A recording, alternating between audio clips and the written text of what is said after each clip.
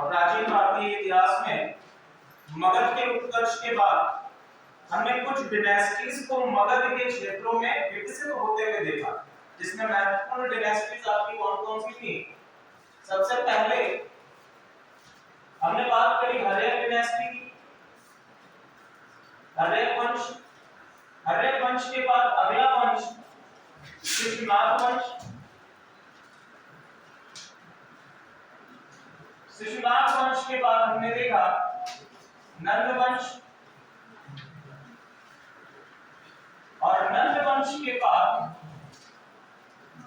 उत्तर भारत के मगध क्षेत्र में एक सेंट्रलाइज्ड और एक सशक्त शासक के रूप में हमारा मौर्य वंश उदय होता है।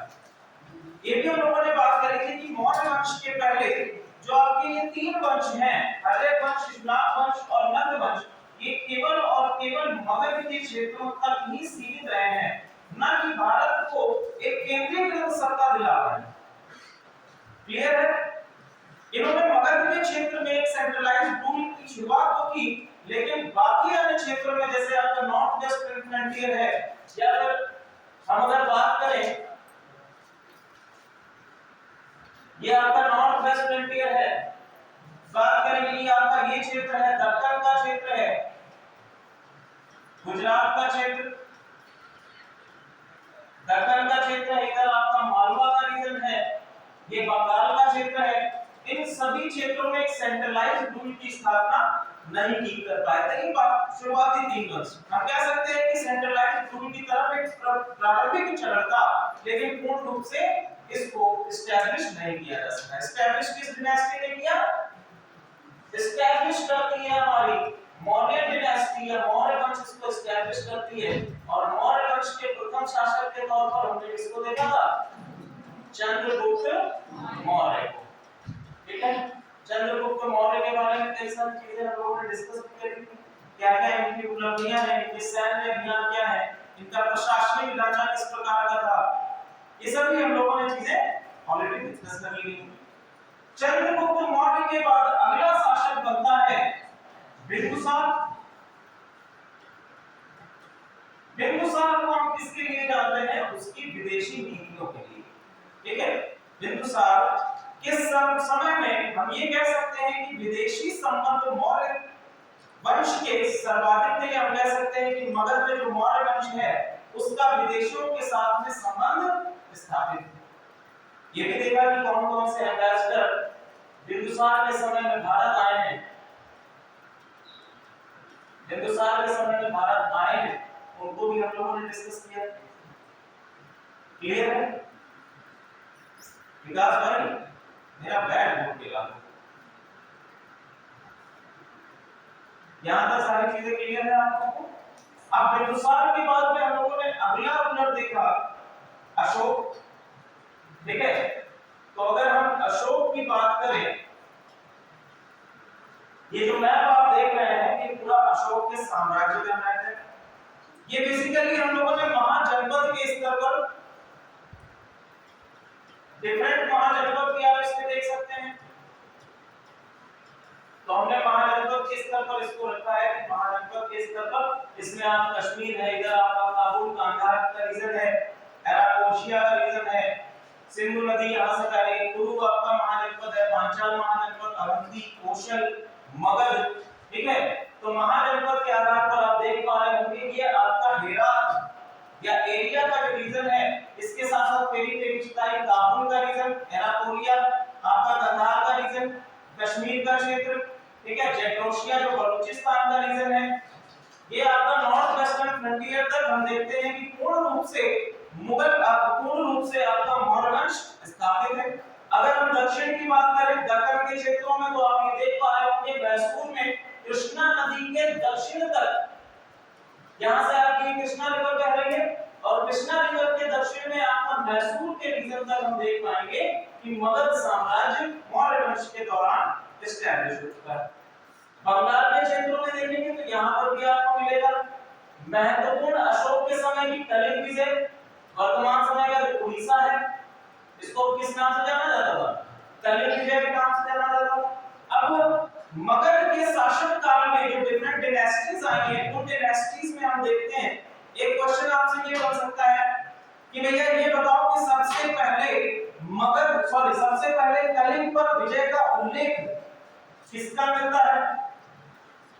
कौन सा ऐसा शासक है मगध वंश का या मगध के क्षेत्र का जिसने सबसे पहले कलिंग विजय करी है? अशोक से पहले किसी ने नहीं करी। नंद वंश का शासक महापद्मनंद। ठीक है, तो हमने आपको बताया था कि नंद वंश का शासक है महापद्मनंद, इसने सबसे पहले कलिंग पर विजय करी है। ठीक है, उसके बारे में एक तथ्यात्मक स्तर पर मैंने ये भी बताया था कि नंद वंश का शासक है और इसने यहाँ पर तिनसुली नामक नहर का निर्माण भी कराया और साथ ही साथ जिनसेन की प्रतिमा को उठाकर ले आया। ये फैक्चुअल मैंने आपको ये फैक्ट्स बताया था, भूल जाते हो। ठीक है, आगे हम लोग देखते हैं। ये तो आपका किसके आसपास, तो हम लोग बात कर रहे थे अशोक के साम्राज्य विस्तार। ठीक है, तो अशोक के साम्राज्य विस्तार को हम लोगों ने पहले देखा। पहले हम लोग महाजनपद स्तर पे देखा कि कौन कौन से महाजनपद आपके ऐसे हैं कि जो अशोक के शासन काल के अंतर्गत आते हैं। क्योंकि अशोक के शासन काल के संबंध में ये भी हम जानते हैं कि अशोक के या फिर मौर्य वंश के विषय में हमको सर्वाधिक जानकारी किससे मिलती है? सर्वाधिक जानकारी हमको मिलती है अशोक के शिलालेखों से। किससे मिलती है? अशोक के शिलालेखों से हमें सर्वाधिक जानकारी मिलती है। तो ये जो मैप आप लोग देख रहे हैं, इस मैप की सहायता से आप लोग भारत में उन सभी स्थानों को पहचान पाएंगे जहां पर अशोक के शिलालेख हमको प्राप्त हुए हैं। ठीक है, ये वो लोकेशंस हैं जिसमें आपको मिलेगा कि कहां-कहां पर, जैसे आपका जौगड़ है, नाम आएगा जौगड़ का, सांची है, ये आपका सांची है, रूपनाथ, उज्जैन, ठीक है, बैराट, दिल्ली का टोपरा का इलाका है, कलसी है, मेरठ है, मानसेहारा, शहबाजगढ़ी, अभी हम लोग पढ़ेंगे। हम लोगों ने बताया कि तो शहबाजगढ़ी के विषय में, शहबाजगढ़ी का नाम आया था, मानसेहारा का नाम आया था, इसमें विभिन्न लिपियां कौन सी हैं ये पता है। तो ये कहां पर स्थित है भैया? तो ये आप देख पा रहे हैं कि सिंध प्रांत में स्थित है। सिंध प्रांत में बेसिकली ये आपका हिंदू कुश के नीचे का रीजन है, काबुल के क्षेत्र के आसपास का है रीजन। तो ये सभी आपको जब आप लोग इसका पीडीएफ देखोगे तो इसमें ये मैप आपको मिल जाएगा आपके मोबाइल फोन पर। यहां तक क्लियर है? आगे हम लोग बढ़ते हैं। मौर्यन एम्पायर पूरी तरह से आप इसमें देख पा रहे होंगे। ये बेसिकली पहला हम लोगों ने मैप किसके बेसिस पर देखा? महाजनपद के बेसिस पर कि कौन-कौन से महाजनपद ऐसे हैं जो मौर्यन एम्पायर के अंतर्गत कवर हो चुके हैं। उसके बाद नेक्स्ट हम लोगों ने देखा कि मौर्यन एम्पायर के अंतर्गत अशोक के द्वारा जो इंस्क्रिप्शंस बनाए गए हैं वो इंस्क्रिप्शंस कहां-कहां पर अवस्थित हैं, उनकी क्या-क्या लोकेशंस हैं। क्लियर है? अब इस मैप में हम लोग देख पा रहे हैं कि ये पूरे भारत के अंतर्गत किन-किन क्षेत्रों में इसका साम्राज्य विस्तार है। ठीक है, और साथ ही साथ इसमें कई सारे एस्पेक्ट आपको इस मैप में मिल जाएंगे। पहला क्या है कि मेन कैपिटल इनकी कौन सी है? तो कैपिटल बेसिकली हमारा पाटलिपुत्र देखने को मिलेगी बिहार के रीजन में। मगध की कैपिटल क्या है? पाटलिपुत्र है, वर्तमान समय का पटना, ये भी आपको यहाँ पर मिल जाएगा। साथ ही साथ जो इनकी इंपॉर्टेंट या हम कह सकते हैं कि मेजर सिटीज हैं, जो आपकी बड़े शहर हैं, बृहद शहर हैं, उनको हम देख सकते हैं इस मैप में। Major pillar edicts of Ashoka, rock edicts, ये सभी आपको इस मैप में मिल जाएंगे। चलिए अब हम लोग आगे बढ़ते हैं कहानी पे। कुछ क्वेश्चंस के माध्यम से समझने का प्रयास करते हैं। क्या आप लोग ये क्वेश्चन करने में समर्थ हैं? ये क्वेश्चन आपको समझ में आ पा रहा है? क्वेश्चन क्या दिया गया है? कोई स्टूडेंट रीड करो भाई।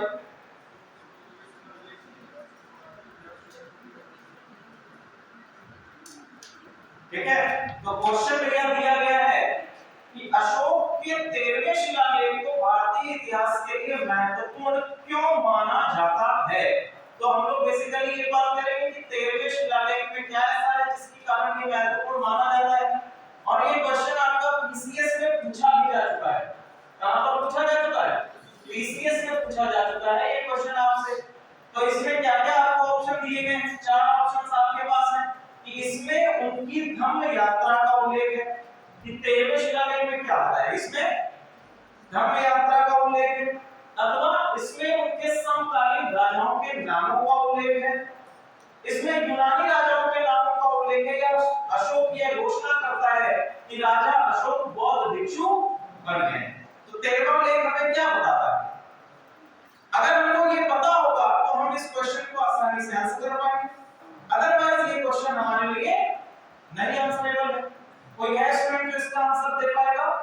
जी, इसमें कलिंग का युद्ध का वर्णन है, इसके साथ में यूनानी राजाओं का उल्लेख। Very good. ठीक है, तो 13वें शिलालेख में अभी हम लोग आगे पढ़ेंगे कि अशोक की कलिंग विजय के बारे में बताया गया है। इसके बारे में बताया गया है कि अशोक ने अपने शासन बनने के 8वें वर्ष में, अपने शासन बनने के 8वें वर्ष में उसने क्या किया है? कलिंग पर विजय हासिल करी है। साथ ही साथ इस 13वें शिलालेख में, 13वें लेख में ये भी बताया गया है, देखिए बेसिकली क्या है कि अशोक के शिलालेख हैं और शिलालेखों में टोटल हमको 14 लेख मिलते हैं। तो यहां पर शिलालेख काट के इसको केवल लेख लिख लीजिए। हर शिलालेख में उसके 14 लेख मिलते हैं। ठीक है, जैसे मान लीजिए ये आपका एक टैबलेट है, एक मान लीजिए एक शिला है, तो शिला पे नंबर 1 का लेख, नंबर 2, इस तरह से उसके कुल 14 लेख लगभग हमें हर शिलालेख पर मिलते हैं। समझ रहे हैं इस कांसेप्ट को? तो एक शिला है और उस पर 14 लेख लिखे हुए हैं। 1 2 3 4 अभी मैं बताऊंगा कि कौन-कौन से लेख हैं। तो ये क्लियर है आपको? तो पहला कलिंग विषय के बारे में, कलिंग विजय के बारे में बताया गया, और दूसरा क्या बताया गया है? यूनानी राजाओं के नामों का उल्लेख है। अब आगे हम लोग पढ़ते हैं। अशोक के काल में अगला क्वेश्चन आपसे एक और पूछा गया है पीएससी और पीसीएस में। क्या क्वेश्चन है ये?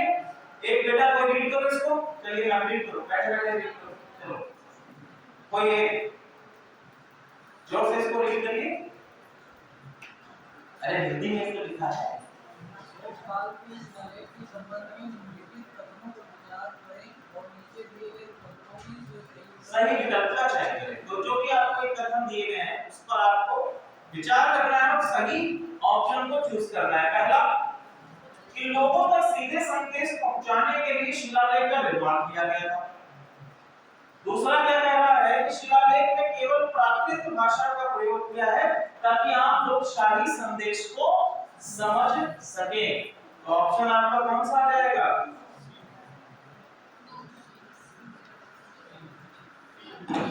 ऑप्शन सी, 1 और 2 दोनों।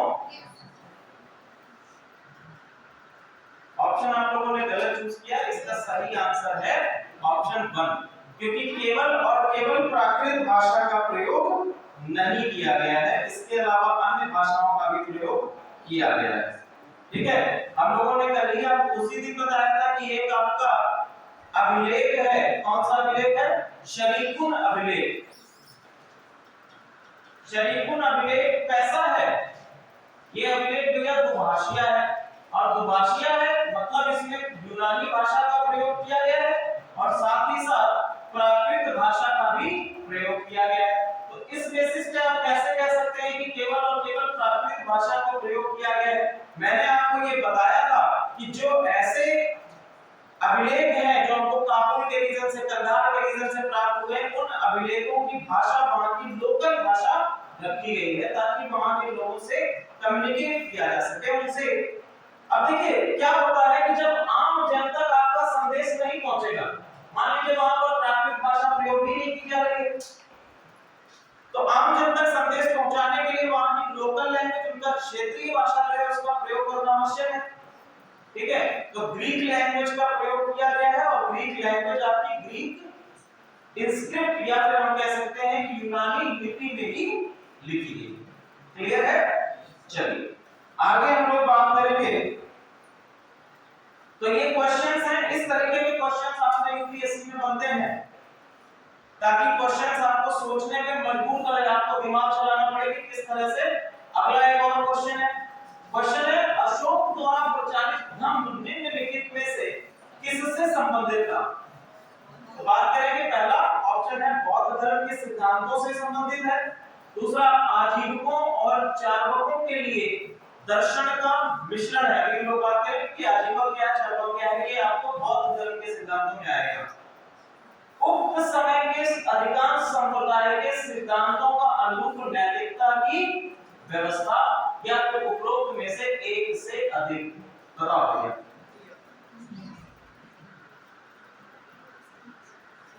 बताइए। Option number 1, option number 1। चलिए, किसी को पता है कि तीसरा अभिलेख क्या कहता है? जो थर्ड इंस्क्रिप्शन है, थर्ड इंस्क्रिप्शन ऑफ, इसको हम लोग ये क्वेश्चन यहीं पे छोड़ देते हैं, जब पूरा पढ़ लेंगे तो वापस इस क्वेश्चन पे आएंगे, तब इसको आंसर करेंगे। ठीक है, चलिए।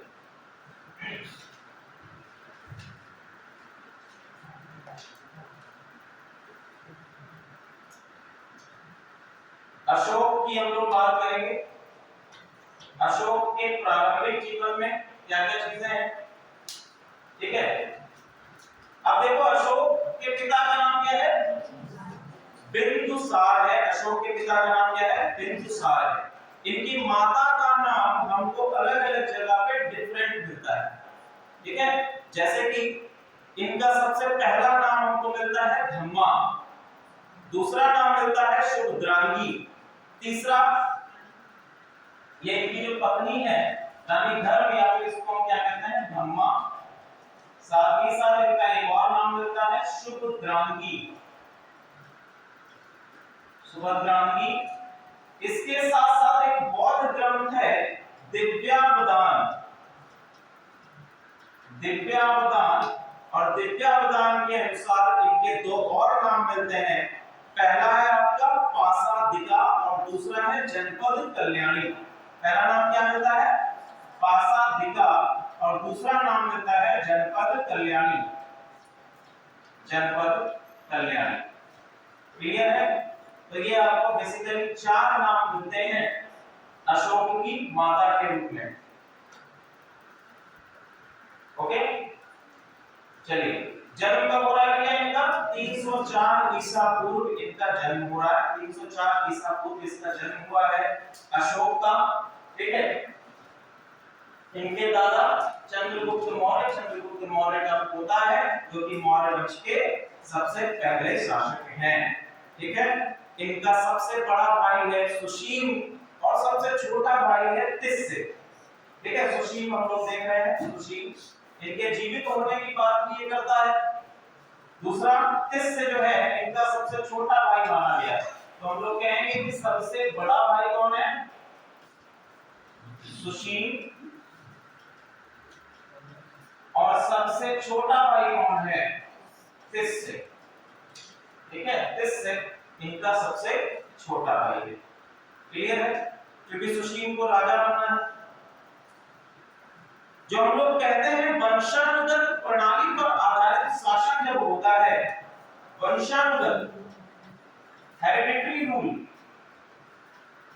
मौर्य वंश में तो हमने यही देखा कि शासन कैसा है? वंशानुगत है। पिता के बाद उनका सबसे बड़ा पुत्र शासक बन जाएगा। लेकिन अशोक सबसे बड़ा पुत्र नहीं है। लेकिन अशोक क्या है? सबसे योग्य पुत्रों में सम्मिलित है। क्या है? सबसे योग्य पुत्रों में सम्मिलित है। हमने ये देखा कि अशोक बेसिकली अवंती के क्षेत्र का गवर्नर के तौर पर अपॉइंट किया गया था। अवंती के क्षेत्र में गवर्नर के तौर पर अपॉइंट किया गया था। विदिशा में इसने अपना केंद्र बनाया था। लेकिन जब रिवोल्ट होता है तक्षशिला के क्षेत्रों में, तब इसके पिता इसको तक्षशिला के रिवोल्ट को दबाने के लिए भेज देते हैं। आगे समझ में? तो वहां पर इसने अपनी सैन्य शक्ति को दिखाया और तक्षशिला में हो रहे विद्रोहों को दबाने का कार्य किया।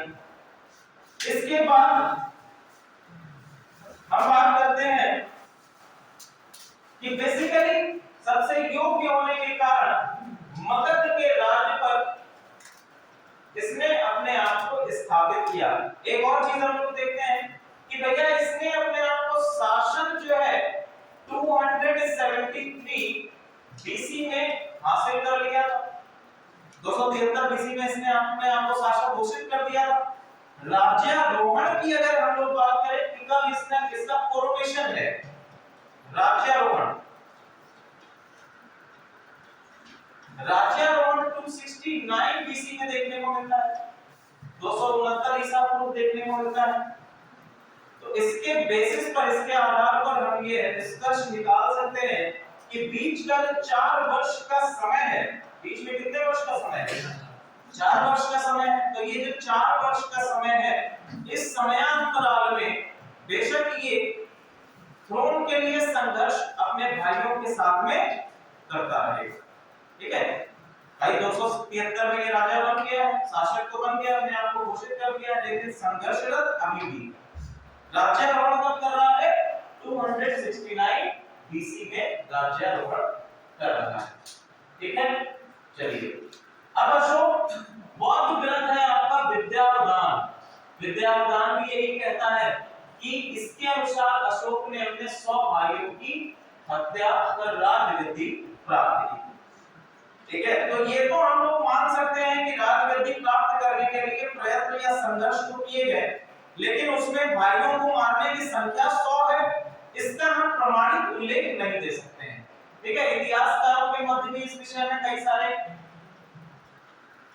मतभेद आपको देखने को मिलेंगे। इसके साथ साथ अशोक ने अपने 5वें शिलालेख में कुछ भाइयों के जीवित होने की भी बात कही है कि भैया हमारे कुछ भाई अभी भी क्या हैं, जीवित हैं, और उनके नाम भी दिए हैं। जैसे इसमें सुषमा नाम दिया गया है, विगतशोक नाम दिया गया है, सुमन नाम दिया गया है, तिस्या। ये सिंघल कथाओं के अनुसार है। ठीक है, अशोक का एक और नाम मिलता है, 4 वर्ष का समय है।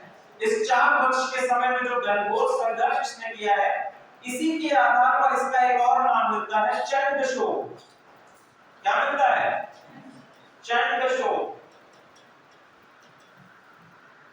भाई जब आप थ्रोन के लिए वॉर कर रहे हो, इतने बड़े साम्राज्य के लिए वॉर कर रहे हो, तो जाहिर सी बात है कि आपको विभत्स रूप धारण करना पड़ेगा, और उसी के आधार पर इतिहासकारों ने इसको नाम क्या दिया है? चंद्रशोक नाम दिया है। आ रहा है समझ में?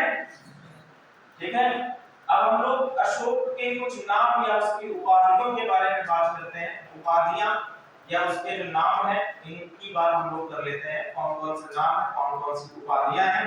तो आप लोग सबसे पहले जो आप बात देख पा रहे हैं कि इसका मूल नाम हमको मिलता है देवनामप्रिय। क्या मिलता है? देवनामप्रिय।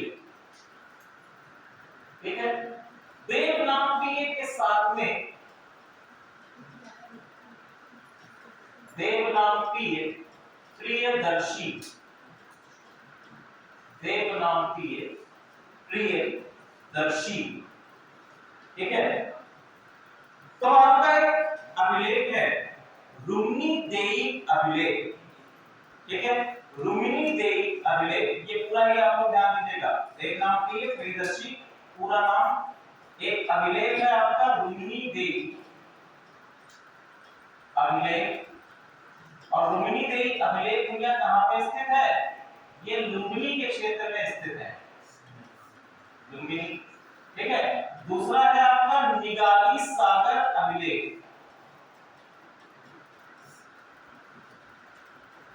दूसरा क्या है? निगाली सागर अभिलेख। तो निगाली सागर अभिलेख और रुक्मिणी देई अभिलेख में अशोक ने ये कहा है कि ये जो नाम है देवनामप्रिय प्रियदर्शी, ये नाम वंशानुगत है। ऐसा है, हेरिडिटरी है। ये नाम क्या है? वंशानुगत है, यानी कि हमको हमारे दादा से मिला है, पापा से मिला है। वंशानुगत है, हेरिडिटरी, यानी कि ये उपाधि धारण की है किसने? चंद्रगुप्त मौर्य ने भी धारण करी है, बिंदुसार ने भी धारण करी है, साथ ही साथ आपके अशोक ने भी इस उपाधि को धारण किया है, जिसको देवनामप्रिय प्रियदर्शी। इसके अनुसार है ये रुक्मिणी देई अभिलेख और निगाली सागर अभिलेख के अनुसार ये आपको मिलता है। यहां तक चीजें क्लियर है? चलिए आगे हम लोग बात करते हैं, कुछ और इसके नाम है। पहला है आपका मगधाधिराज। ठीक है, मगधाधिराज।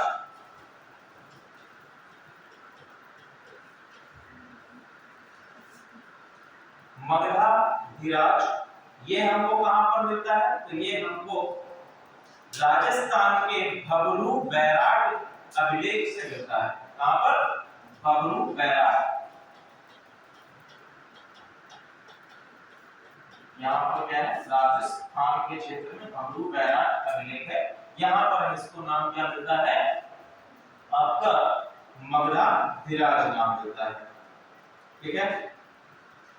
एक और इनका नाम मिलता है वायु पुराण के आधार पर अशोक वर्धन।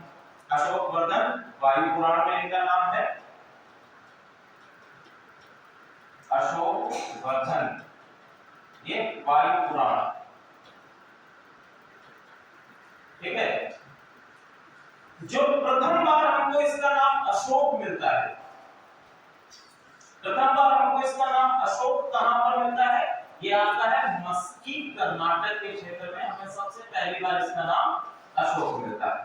ठीक है। अब पहली बार कहने का मतलब क्या है कि इसने पहली बार यहां पे छपाया होगा नाम, ऐसा तो नहीं हो सकता है। तो भैया ये इंस्क्रिप्शन के प्राप्त होने के आधार पर हम कहते हैं कि हमें जो इंस्क्रिप्शन पहले प्राप्त हो गया तो उसमें हमने देख लिया कि इसमें नाम अशोक है, बाकी इंस्क्रिप्शन हमको बाद में प्राप्त हुए। तो ये किस पर है? आर्कियोलॉजिकल एक्सकेवेटिंग के डेट के आधार पर हमने कह दिया कि पहली बार मस्की कर्नाटक से प्राप्त हो रहा है। फिर हम लोग बात करेंगे तो गुजरात मध्य प्रदेश में भी इसका नाम अशोक मिलता है, नेतूर कर्नाटक में भी अशोक मिलता है, उदयगोलन कर्नाटक, यहाँ पर भी इसका नाम अशोक ही प्राप्त होता है। क्लियर है? यहाँ तक फैक्चुअल चीजें हैं, समझ में आ रही होंगी। प्रियदर्शी नाम कहां पर प्राप्त होता है? प्रियदर्शी नाम भबरू अभिलेख बैरकपुर राजस्थान से प्राप्त होता है। जैसा भबरू बैराट राजस्थान है जहां पर मगधाधिराज भी हो रहा है नाम। ठीक है। तो यहां से हमको ये नाम प्राप्त होते हैं। समझ में आ रहा है? चलिए, बुद्ध शाक्य भी इसको कहा गया है। एक और इसकी उपाधि है, कौन सी? बुद्ध शाक्य। तो बुद्ध शाक्य उपाधि इसको कहां पर मिली हुई है? बुद्ध शाक्य की उपाधि इसको मस्की अभिलेख में मिली है। मस्की अभिलेख कहां पर है भैया? कर्नाटक के क्षेत्र में है। ठीक है। मैप में अगर आप लोग देखना चाहें तो मैप में भी आप इसको देख सकते हैं, इसकी लोकेशन को मैप पे भी हम लोग देख सकते हैं। तो ये कर्नाटक के क्षेत्र में आप लोग देख पाएंगे, मस्की कृष्णा नदी के जस्ट नीचे पर स्थित है। क्लियर है? मस्की को आप लोग देख पा रहे हैं? पीछे दिख रहा है आप लोगों को? नहीं दिख रहा है तो मोबाइल में देख लेना। मस्की यहाँ पर आप लोगों का अवस्थित है। क्लियर है? आगे हम लोग बात करेंगे।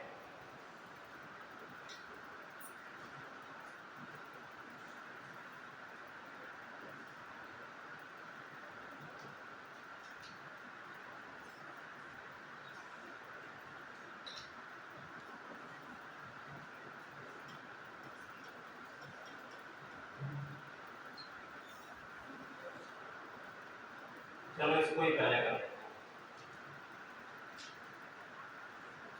ठीक है। अशोक का अगर हम लोग शाब्दिक अर्थ देखें तो इसका शाब्दिक अर्थ क्या है कि बिना दुख के, एक ऐसा व्यक्ति जो बिना दुख के। ठीक है। अशोक के दादा मौर्य वंश के संस्थापक थे। सिंपल फैक्ट है आप लोगों के। एक तिब्बती लेखक है तारानाथ, इनका हम लोग पहले भी जिक्र कर चुके हैं। इनके द्वारा जो लिखित पुस्तक है उसको भी हम लोग जिक्र कर चुके हैं। इनके अनुसार अशोक ने मगध के सिंहासन को जब्त करने के लिए अपने 6 भाइयों की हत्या कर दी।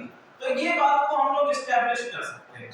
लेकिन जो बात दिव्यावतारण कहता है, दिव्यावतारण क्या कहता है कि भैया उसने 100 भाइयों को मार दिया। ठीक है। तो वो बात सही हम लोग एस्टैब्लिश नहीं कर सकते, प्रमाणित उसको नहीं मान सकते हैं।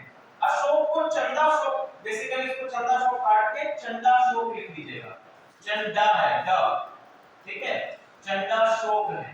तो हमने बताया आपको कि ये जो 4 वर्षों का समय है, शासक अपने आप को घोषित कर ले और कोरोनेशन के बीच का जो 4 वर्ष का समय है, ये वर्ष संभवतः संघर्ष में रहे होंगे और राजगद्दी हासिल करने के लिए इसने कई सारे युद्ध भी किए होंगे। तो इस वजह से इसका नाम चंदाशोक भी पड़ा है। ठीक है। 261 में कलिंग युद्ध के बाद अशोक बुद्ध धर्म का अनुयायी बन गया। अब देखो भैया, कलिंग युद्ध जो है आपका राजा बनने के 8वें वर्ष में इसने कलिंग युद्ध किया और राजा बनने के 10वें वर्ष में एक बुद्ध अनुयायी बन गया। किसकी शरण में आकर? बुद्ध भिक्षु है, उपगुप्त की शरण में आकर इसने बुद्ध धर्म को अपना लिया। 8वें वर्ष में इसने क्या है? कलिंग विजय करी है। और कलिंग विजय में इतनी ज्यादा मारकाट, इसके स्वयं के सैनिक, कई सारे लाखों की संख्या में लोग मारे गए, स्वयं के सैनिक मारे गए। तो इतिहास का अकेला ऐसा राजा है जिसने कि युद्ध के बाद एक किसी युद्ध में युद्ध की विभीषिका को देखते हुए युद्ध त्याग करने का ही फैसला कर लिया। ठीक है, इतिहास का एक अकेला एक शासक है। शासक क्या होता है? अगर आप किसी जगह के शासक हैं, जैसे वर्तमान परिस्थितियों की बात मत करिए, अब तो डेमोक्रेसी आ गई। पुराने समय में जाकर देखिए तो वहां पर यदि आप शासक हैं तो अपने आप को एक सशक्त रूप में आपको रखना होगा। आपको अपनी सेना बनाकर रखनी होगी ताकि बाहरी आक्रमण ना हो सके। मौर्य साम्राज्य के पतन का, जो मौर्य साम्राज्य इतना बड़ा साम्राज्य बना, उसके पतन का मुख्य कारण भी ये भी था कि अशोक ने अपनी सेना को बहुत संकुचित कर दिया। जो अपनी युद्ध नीति थी उसको क्या कर दिया? बिल्कुल ही खत्म कर दिया।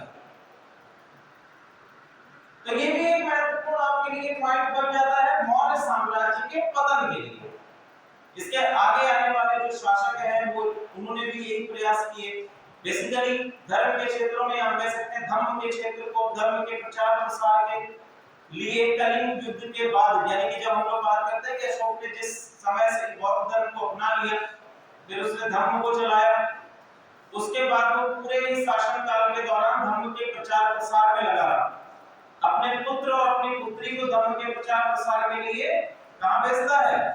श्रीलंका भेजता है। पुत्र इसका कौन है? महेंद्र। पुत्री कौन है? संघमित्रा है। ठीक है, इनको भेजता है। हम लोग बात करेंगे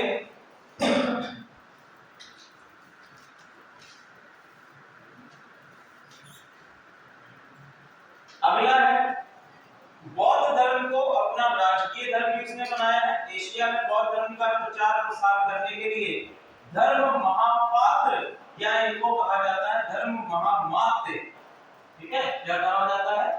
धर्म महामात्य। धर्म महामात्य के रूप में नियुक्ति करें। धर्म महामात्य क्या है? बुद्ध धर्म के प्रचारक हैं। धर्म महामात्य कौन है? बुद्ध धर्म के प्रचारक हैं। ठीक है, इसमें देखिए जो पुरुष धर्म महामात्य है उनको कहा गया है महामात्य। स्त्री धर्म महामात्य के लिए एक शब्द आपका आया है, उसका नाम लिख लीजिए, इतिझाखा। इतिझाखा। इतिझाखा क्या है? ये आपके स्त्री धर्म महामात्य है। धर्म महामात्य।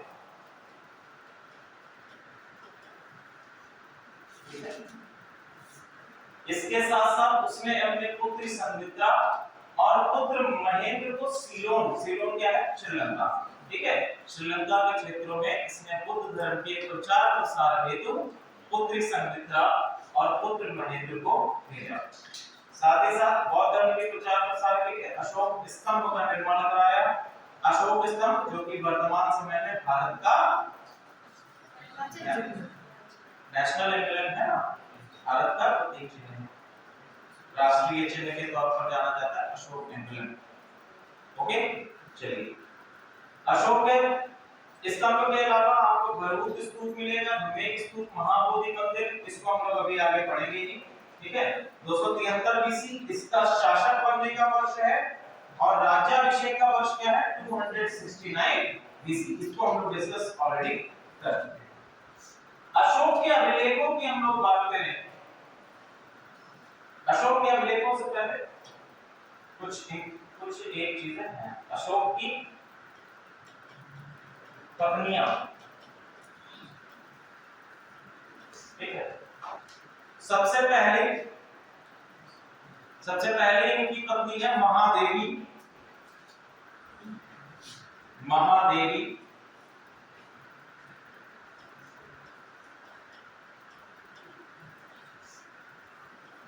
ये बेसिकली विदिशा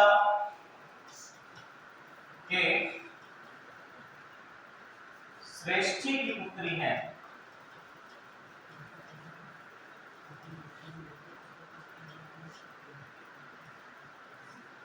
अगली कौरवकी, कौरवकी को अशोक की प्रेमिका के तौर पर जाना जाता है और इसका उल्लेख हमको कहां पर मिलता है? प्रयाग प्रशस्ति में इसका उल्लेख मिलता है। कहां पर? प्रयाग प्रशस्ति। प्रयाग प्रशस्ति किस काल से संबंधित है भैया? प्रयाग प्रशस्ति किसने लिखी है बताएं ना?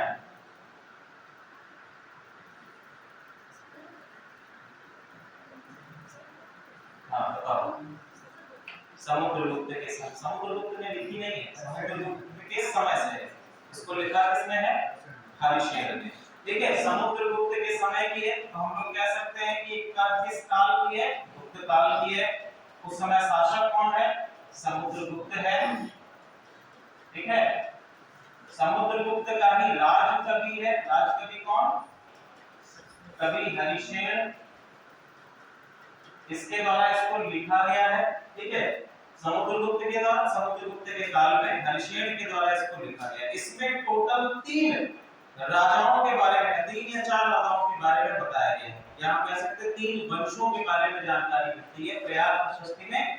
पहला है आपका अशोक, दूसरा है आपका समुद्रगुप्त और तीसरा है आपका अकबर और जहांगीर।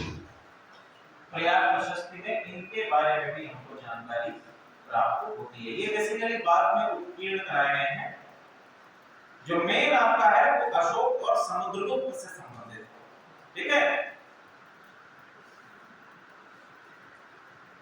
प्रयाग प्रशस्ति किस शैली में लिखी गई है?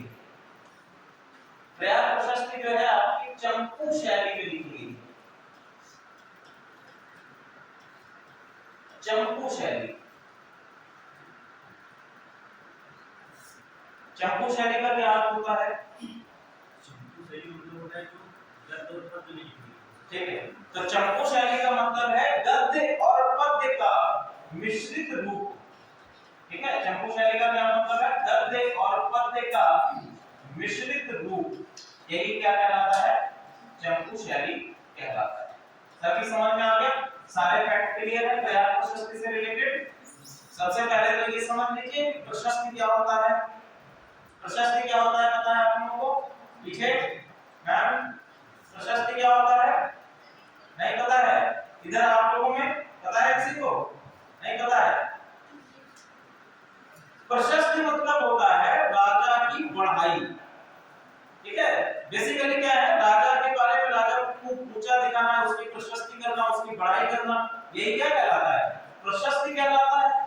ठीक है, अब देखिए हम लोगों ने हमेशा से देखा है कि जब भी कोई आपका डिफरेंट रूलर आता है या कोई डायनेस्टी आती है तो वो अपने शासन काल में कोर्ट में राजकर्मियों को रखती है, इतिहासकारों को रखती है, उन्हें संरक्षण प्रदान करती है।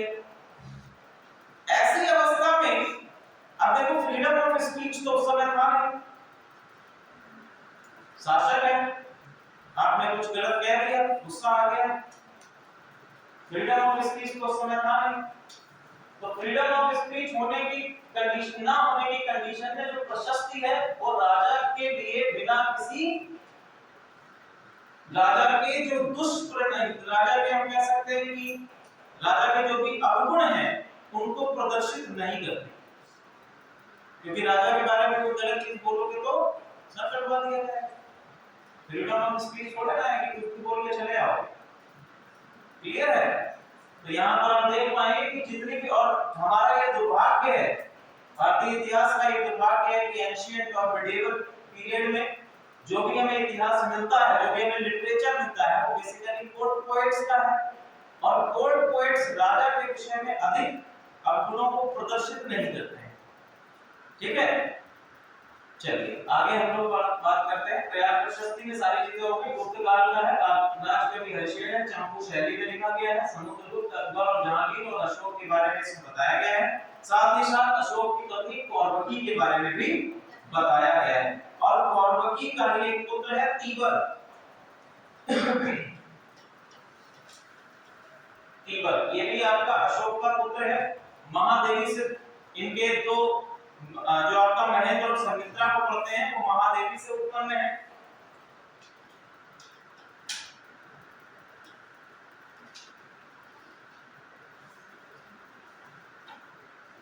महेंद्र और संघमित्रा ये आपका महादेवी से उत्पन्न है। कौरवकी से आपका तीबर है। एक और है तिस्य रक्षिता। तिस्य रक्षिता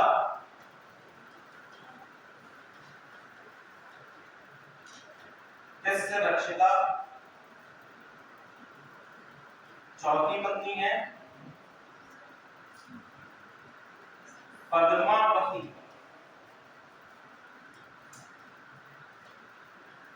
पद्मावती ये वो पद्मावती नहीं है, ठीक है।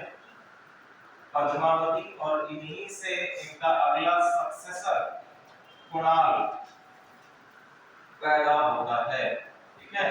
कौन पैदा होता है? कुणाल पैदा होता है। एक और पत्नी है इनकी असंघमित्रा। असंघमित्रा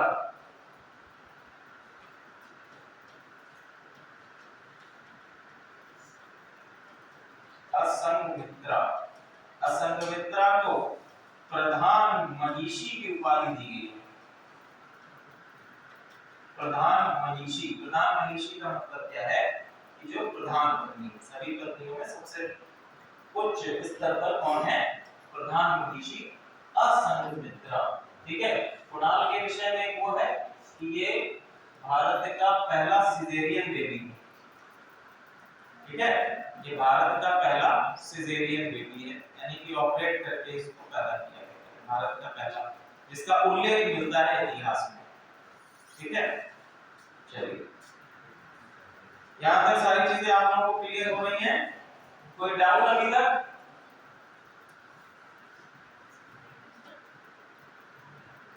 अब हम लोग बात करते हैं अशोक के अभिलेखों। तो ये आपसे अगर पूछा जाएगा प्रधान मनीषी कौन है, तो ये आप लोग अच्छी तरह से बता पाएंगे।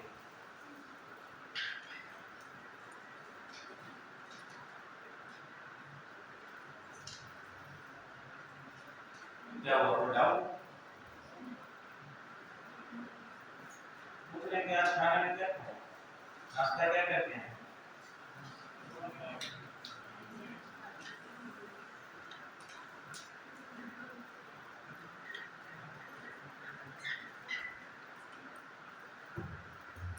चलो अब हम लोग क्रमिक रूप से देखेंगे अशोक के अभिलेखों को। अभिलेख कौन कौन से हैं? तो हम लोग बात करते हैं कि अभिलेखों को टोटली 3 भागों में बांटा गया है। कितने भागों में बांटा गया है? 3 भागों में बांटा गया है। कौन कौन से हैं 3 भाग हम देखेंगे। तो पहला है आपका शिलालेख, दूसरा है शिलालेखों को भी हम लोग 2 भागों में बांटेंगे। अगर हम लोग इस तरह से बात करें अभिलेख, अभिलेख हमने कह दिया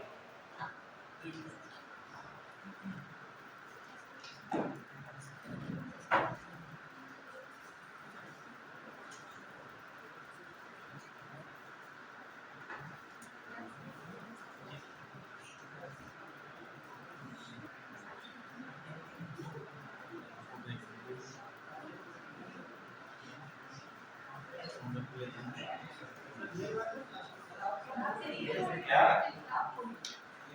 इतना अच्छा भाग्य हमारा भी था। लेकिन हाँ ये हो सकता है कि अगले वर्ष हमको भी ऐसे मिलेगा।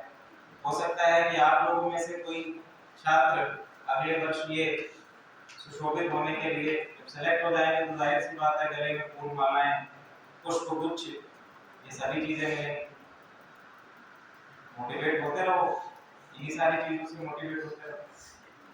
चलिए, अभिलेखों की जब हम बात करते हैं तो बेसिकली अभिलेख हमने बताया था आप लोगों को, इसका 3 भागों में डिवीजन। पहला हम लोग बात करेंगे शिलालेखों। शिलालेख है, शिलालेखों का 2 भागों में और डिवीजन किया गया। पहला है आपका बृहद शिलालेख, दूसरा है आपका लघु शिलालेख। ठीक है, तो शिलालेखों को हमने फिर से डिवाइड कर दिया बृहद और लघु शिलालेखों की कैटेगरी में। इसके बाद आते हैं आपके स्तंभ अभिलेख। स्तंभ अभिलेखों की संख्या टोटल कितनी है? 7 है।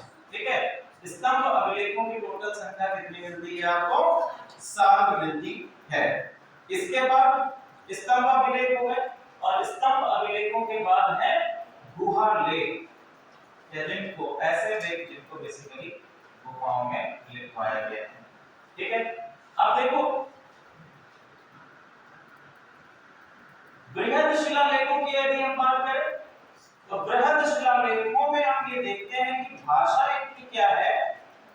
प्राकृत है। भाषा क्या मिलेगी आपको? प्राकृत। लेकिन इनकी लोकेशंस के अनुसार, क्षेत्रीय भाषा के अनुसार हम लोग अलग अलग लिपि में इनको लिखा हुआ पाएंगे। लिपियां कौन सी हैं? पहली आपकी ब्राह्मी लिपि, अरामाइक लिपि, खरोष्ठी लिपि और यूनानी लिपि। तो आपको डिफरेंट लिपियां या स्क्रिप्ट्स देखने को मिलेगी। भाषा इनकी क्या मिलेगी? प्राकृत मिलेगी। जो अपवाद है वो हम लोग बताएंगे। तो भाषा प्राकृत है, ब्राह्मी, अरामाइक, खरोष्ठी और यूनानी लिपि में। क्लियर है? आगे हम लोग बात करें कि अशोक के शिलालेख की खोज 1750 में पत्रेडी पेंडलर ने की थी। सबसे पहला जो इंस्क्रिप्शन है वो आपका किसने? 1750 में पेंडलर के द्वारा की गई। और पढ़ने में पहली सफलता कब किसको मिली है? जेम्स प्रिंसेप को मिली है 1873 में। ठीक है, तो जेम्स प्रिंसेस ने सबसे पहले 1873 में इसको पढ़ने में सफलता प्राप्त की है। क्लियर है यहां तक? चलिए, अब बात करेंगे कौन सा ऐसा अभिलेख है जो आपका बाइलिंगुअल है, दुभाषिया है। ये सभी अपवादित अभिलेख हैं। अपवादित अभिलेखों से सबसे अधिक क्वेश्चन पूछे जाते हैं, जो आपके एक्सेप्शनल केस होते हैं।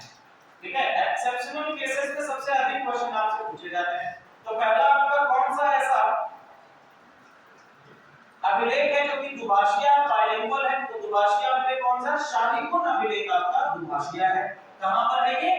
गंधार के पास में अवस्थित है दुभाषिया अभिलेख है। कौन कौन सी भाषा है? यूनानी भाषा, यूनानी लिपि में लिखी गई है, और प्राकृत भाषा इसमें लिखा गया है अरामाइक लिपि में। शाहबाज गढ़ी को भी हमने देखा था, मैप में हमने बताया था आपको। शाहबाज गढ़ी यहाँ पर है, मानसेहरा यहाँ पर है। ये दोनों ही आपका गंधार के रीजन में सिंध प्रांत के आगे हैं। शाहबाज गढ़ी अभिलेख किस लिपि में है? खरोष्ठी लिपि में है। मानसेहरा अभिलेख किस लिपि में है? अरामाइक लिपि में है। लंकमान ये काबुल के पास में है, ये किस लिपि में है? यूनानी लिपि में। सारी चीज समझ में आ रही है? ये आपके एक्सेप्शनल अभिलेख हैं जिनकी भाषा डिफरेंट है। बाकी उत्तर भारत के क्षेत्रों में जितने भी हमारे पाए गए हैं अभिलेख, उनकी भाषा आपको मिलेगी प्राकृत और लिपि मिलेगी ब्राह्मी। ठीक है, कौन सी? उत्तर भारत के क्षेत्र में। उत्तर भारत के क्षेत्र में जो जितने भी आपके अभिलेख पाए गए हैं उसमें भाषा क्या है? प्राकृत है, और लिपि क्या है? ब्राह्मी है। यहां तक क्लियर है? सारी चीजें समझ में आ रही है? चलिए, अब देखो भैया, स्तंभ लेखों की अगर हम बात करें तो स्तंभ लेखों की संख्या कितनी है? 7 है। ठीक है, टोटल संख्या कितनी है? 7 है। बहुत एक्चुअल क्वेश्चन है, एसएससी वगैरह में पूछा जा सकता है कि संख्या कितनी है। ठीक है, तो संख्या आपको याद रखना है कितनी है। टोटल स्तंभ लेखों की संख्या 7 है। इनमें भाषा कौन सी है? भाषा इनकी प्राकृत है और लिपि इसमें ब्राह्मी है। ठीक है, और ये टोटल हमें 6 स्थानों से 6 प्लेसेस से प्राप्त होते हैं। कौन कौन से देख लीजिए। पहला है आपका प्रयाग स्तंभ अभिलेख। ठीक है, प्रयाग स्तंभ लेख पहले ये कौशाम्बी में था, लेकिन बाद में अकबर इसको इलाहाबाद, जो वर्तमान समय का आपका प्रयागराज है, यहाँ पर अवस्थित कर देता है। ठीक है, अकबर के द्वारा इसको शिफ्ट किया गया है।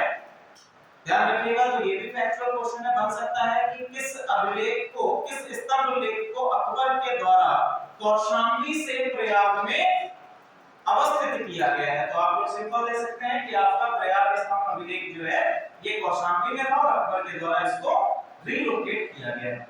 अगला है आपका दिल्ली टोपरा। दिल्ली टोपरा फिरोज शाह तुगलक के द्वारा टोपरा से इसको दिल्ली लाया। तो मूलतः ये कहां पर था? टोपरा में था, और टोपरा से बाद में ये कहां पर आया है? दिल्ली आया है। ठीक है, दिल्ली मेरठ ये आपका स्तंभ फिरोज शाह तुगलक के द्वारा मेरठ से दिल्ली लाया गया। ठीक है, अगला है रामपुरवा स्तंभ अभिलेख, चंपारण बिहार में है। रामपुरवा स्तंभ अभिलेख ये आपका कहां पर है? चंपारण बिहार में है। इसकी खोज 1872 में करलायल ने की थी। अगला है लौरिया अरेराज, यह भी आपका चंपारण बिहार में है। और फिर है लौरिया नंदनगढ़, ये स्तंभ अभिलेख चंपारण बिहार में है। इस पर मोर का चित्र बना हुआ है। ठीक है, फैक्चुअल क्वेश्चन है। तो किस स्तंभ लेख पर मोर का चित्र बना हुआ है? तो लौरिया नंदनगढ़ लेख पर आपका मोर का चित्रांकन किया गया। सही है, यहां तक कोई डाउट? तो 6 स्थान आपके हो गए। सबसे पहले हमने अशोक लेख स्तंभ लेखों की संख्या देखी, कितनी है? 7 है। भाषा कौन सी है? प्राकृत भाषा है। लिपि कौन सी है? ब्राह्मी लिपि है। ठीक है, 6 आपके स्थान है। कौन सा? प्रयाग स्तंभ अभिलेख है, दिल्ली टोपरा, दिल्ली मेरठ के बाद रामपुरवा, लोरिया अरेराज, लोरिया नंदनगढ़। तो ये आपके 6 स्थान मिल जाते हैं। ठीक है, तो ये आप लोग देख पा रहे हैं, इन पिक्चर में आपको डिपिक्ट किया गया है कि स्तंभ अभिलेखों की किस प्रकार की प्रकृति है। तो ये टोटल आपके स्तंभ अभिलेख है। इसको हटा दीजिए, ये आपका स्तूप का है। बाकी ये जो इसका साइड में स्ट्रक्चर आप देख रहे हैं, ये आपका स्तंभ अभिलेख है, स्तंभ लेख। ठीक है, तो बेसिकली क्या है कि स्तंभ के चारों ओर उत्कीर्णन करके जो डिफरेंट आपके लेख लिखे जाते हैं वही आपके स्तंभ लेख कहलाते हैं। जैसा कि आप इस पिक्चर में भी देख पा रहे होंगे, ये आपका एक स्तंभ है और इस पे उत्कीर्णन किया गया है राजा की डिफरेंट संदेशों को। ठीक है, यहां पर भी आप लोग देख पा किस प्रकार का हमें अभिलेख देखने को मिलता है। समझ में आ रहा है? चलिए आगे हम लोग पढ़ते हैं। 14 बृहद शिलालेखों की बात करते हैं। बृहद शिलालेखों की बात करते हैं, कहां-कहां पर ये स्थित हैं। तो ये 14 जो बृहद शिलालेख हैं बेसिकली हमको 8 स्थानों से प्राप्त होते हैं। ये आपके कितने हैं?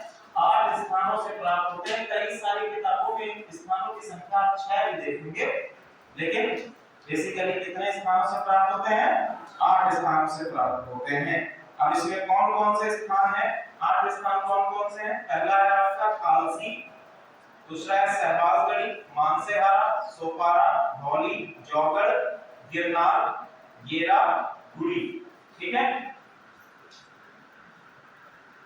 गेरा, गुड़ी। तो ये सभी आपके कौन से हैं? ये 8 स्थान हैं जहां पर हमको ये आपके स्तंभ अभिलेख या 14 बृहद शिलालेख प्राप्त होते हैं। ठीक है, अब देखो इसमें अपवाद क्या है, एक्सेप्शनल केस क्या है। अपवाद पर ही क्वेश्चंस बनते हैं। एक्सेप्शंस क्या है? एक्सेप्शंस क्या है? देखिए, जो आपका धौली और जौगढ़ का शिलालेख है, धौली और जौगढ़ के जो शिलालेख हैं, यहां पर हमको 11वां, 12वां और 13वां लेख प्राप्त नहीं होता है। ये समझ में आया हम क्या कहना चाह रहे हैं? कि जो जौगढ़ और धौली का जो शिलालेख है, उन शिलालेखों में मैंने आपको ये बताया था कि आपका एक शिलालेख है और शिलालेख में आपके कितने 14 लेख रहते हैं। तो भैया इसमें 11वां, 12वां, 13वां ये लेख नहीं। इनके स्थान पर क्या मिलता है? इनके स्थान पर हमको मिलता है, जैसे इसमें 13वां कौन सा है? कलिंग विजय के बारे में, उड़ीसा है, कलिंग विजय के बारे में 12वें लेख में हम लोगों ने बताया कि 12वें लेख में धम्म की सार वृत्ति के बारे में बताया गया, तो ये चीजें इसमें नहीं मिलती हैं। इनके स्थान पर दो प्रकार के पृथक शिलालेख प्राप्त होते हैं, ठीक है। इसको हम लोग कहते हैं कलिंग प्रज्ञापद अभिलेख। इनके स्थान पर क्या मिलते हैं? कलिंग प्रज्ञापन, ठीक है, कलिंग प्रज्ञापन मिलता है। और ये कलिंग प्रज्ञापन दो है, पहले आपके प्रथम प्रज्ञापन लेख और दूसरा है आपका द्वितीय प्रज्ञापन लेख। तो 11वें 12वें और 13वें लेख के स्थान पर हमको कलिंग प्रज्ञापन लेख या कलिंग प्रज्ञापन एडिक्ट्स देखने को मिलते हैं। यहां तक सारी चीजें समझ में आ गई। चलिए आगे हम लोग बात करेंगे। अब देखो अशोक के लेखों के अंदर, अशोक के जो लेख हैं उन लेखों में क्या क्या बातें कही गई हैं। तो सबसे पहला जो लेख है 14 आपके लेख हैं, 14 लेखों में हर एक लेख में डिफरेंट डिफरेंट राजा के संदेश दिए गए हैं। अब इन संदेशों में क्या क्या बातें हैं? पहला देखिए कि पहले में पशु बलि की निंदा की गई है, और पशु बलि में भी कौन से पशु? मुख्यतः हिरण और मोर, इनके बलि को पूर्णतः क्या कर दिया गया है? निषेध किया गया है, इनकी निंदा की गई, निषेध किया गया, ठीक है। दूसरे जो आपका दूसरा लेख है, इसमें मनुष्यों और पशुओं दोनों की चिकित्सा की व्यवस्था, इस समाज में क्या है? मनुष्यों की चिकित्सा की व्यवस्था है और साथ ही साथ पशुओं की चिकित्सा की भी व्यवस्था है, इस प्रकार का संदेश। दूसरा, इन्होंने चोल पांड्य क्षत्रिय पुत्र और केरल पुत्र की चर्चा तथा राज धर्म का पालन तथा ये भी कहा है कि ये राज्य क्या है? धर्म का पालन भी करते हैं। अशोक ने जिस धर्म का प्रतिपादन किया उस धर्म का पालन करने वाले राज्य ये भी है, ऐसा उसने अपने दूसरे लेख में बताया है, ठीक है। तो आपसे अगर ये क्वेश्चन पूछता है कि दक्षिण भारत के राज्यों का उल्लेख किस लेख में किया गया है, ये आपके जितने भी लेख हैं, ये आपके जितने भी राज्य हैं, जैसे चोल है, पांड्य है, क्षत्रिय पुत्र है, केरल पुत्र है, ये भारत के किन क्षेत्रों के शासन हैं? दक्षिण भारत के। तो अगर आपसे ये क्वेश्चन बनता है कि किस लेख के अंतर्गत दक्षिण भारत के राज्यों का उल्लेख किया गया है, तो आंसर क्या होगा आपका? दूसरे लेख के अंतर्गत दक्षिण भारत के राज्यों का उल्लेख किया गया है। और साथ ही साथ अशोक ने ये भी कहा कि ये राज्य धर्म का पालन भी करते हैं। क्लियर है यहां तक? अब तीसरा आपका लेख क्या कहता है? तीसरा उसका जो संदेश है क्या कहता है? राजकीय अधिकारियों को हर 5वें वर्ष दौरा करने का आदेश है कि राजकीय अधिकारी क्या करें? हर 5वें वर्ष शासन का दौरा करें। और इसके साथ साथ दौरे में क्या होगा? धर्म के प्रचार प्रसार के लिए, ठीक है, जो उनका उद्देश्य क्या होगा? पहला उद्देश्य होगा धर्म का प्रचार प्रसार करना, दूसरा उद्देश्य क्या होगा? प्रशासनिक उद्देश्य, ठीक है। प्रशासन को सुचारू रूप से चलाए रखने के लिए हर 5वें वर्ष में अधिकारियों का शासन के सभी सीमाओं में दौरा किया जाए। चौथा क्या कहता है? चौथा कह रहा है धर्म घोष की घोषणा, ठीक है। और इसमें शब्द भी ऐड किया है कि भेरी घोष अब धर्म घोष में बदल गया है। भेरी घोष क्या है? भेरी का मतलब क्या होता है? मॉर्निंग में होने वाला जो आपका नाद होता है, घोष होता है, उसको हम लोग भेरी घोष कहते हैं। तो इसने कह दिया कि भेरी घोष अब क्या हो गया है? धर्म घोष हो गया है, ठीक है। आगे हम लोग बात करेंगे। पांचवा क्या कह रहा है? धर्म महामात्रों के विषय में अभी हम लोगों ने बात की थी, धर्म महामात्रों की नियुक्ति की गई है, ठीक है। और धर्म महामात्रों के साथ साथ ये आपके धर्म महामात्र के पुरुष श्रेणी में है और दूसरे हैं आपके धर्म महामात्र जो कि स्त्री श्रेणी से बिलोंग कर रहे हैं, उनको एक नाम दिया गया तिथि झाका, ठीक है। तिथि झाका नाम दिया गया है। ये आपकी महिला या स्त्री धर्म महामात्र है, ठीक है। आगे हम बात करेंगे। छठा, प्रतिवेदक की चर्चा करता है। प्रतिवेदक एक ऐसा व्यक्ति जो राजा के ना होने पर रहता है, तो उसके लिए निर्देश इसमें दिया गया है कि मैं कहीं भी रहूं, प्रजा के साथ में उचित न्याय एवं व्यवहार किया जाना चाहिए। चाहिए। अशोक ने कहा कि मैं कहीं पर भी रहूं, प्रजा के साथ में हमेशा उचित न्याय और साथ ही साथ उचित व्यवहार किया जाना चाहिए। ये इसमें किसने कहा है?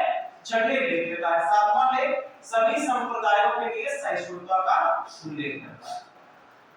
फैक्चुअल है, छोटा छोटा आपको ध्यान रखना है। आठवां अभिलेख क्या करता है? आठवां अभिलेख अशोक की धर्म यात्राओं का उल्लेख करता है। धर्म यात्राओं को इसमें धर्म काट दीजिएगा, इसकी जगह धर्म कर दीजिएगा, धर्म, ठीक है। तो आठवां अभिलेख अशोक की धम्म यात्राओं का उल्लेख करता है। अब कौन कौन सी धम्म यात्राएं हैं इसकी समझ लीजिए। पहला कि अपने शासन के 8वें वर्ष में ये बोध गया गया, जब इसने कलिंग विजय करी, उसके बाद ये बोध गया जाता है। कलिंग विजय के बाद 8वें वर्ष में ही कलिंग विजय भी करी है इसने। अपने शासन के 8वें वर्ष में ही कलिंग विजय भी करी है। 10वें वर्ष में लुम्बिनी, 10वें वर्ष में लुम्बिनी और 12वें वर्ष में निगाली सागर, इसकी ये 3 धम्म यात्राएं हैं जिनका उल्लेख हमें किसमें मिलता है? 8वें लेख में मिलता है। 8वें लेख में हमें इन 3 धम्म यात्राओं के विषय में जानकारी प्राप्त होती है। क्लियर है यहाँ तक? आगे हम लोग बात करेंगे 9वें लेख में कर्म कांडों की निंदा की गई है।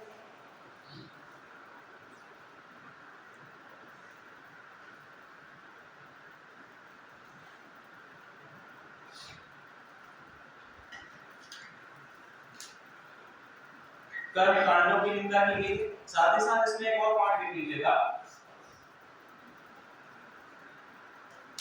इसमें इसने कहा है कि धम्म जैसा कोई नहीं। या पूरा सेंटेंस लिख लीजिए, इसमें इसने पूरा वाक्य लिखा है कि मैं सभी धर्म, मैं सभी को, सभी धर्म तथा सभी संप्रदायों को,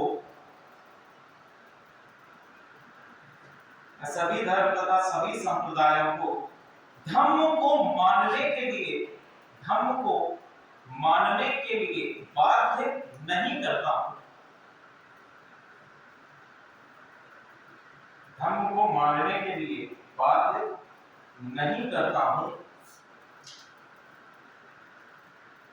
परंतु धम्म के जैसा कोई नहीं, परंतु धम्म के जैसा कोई नहीं।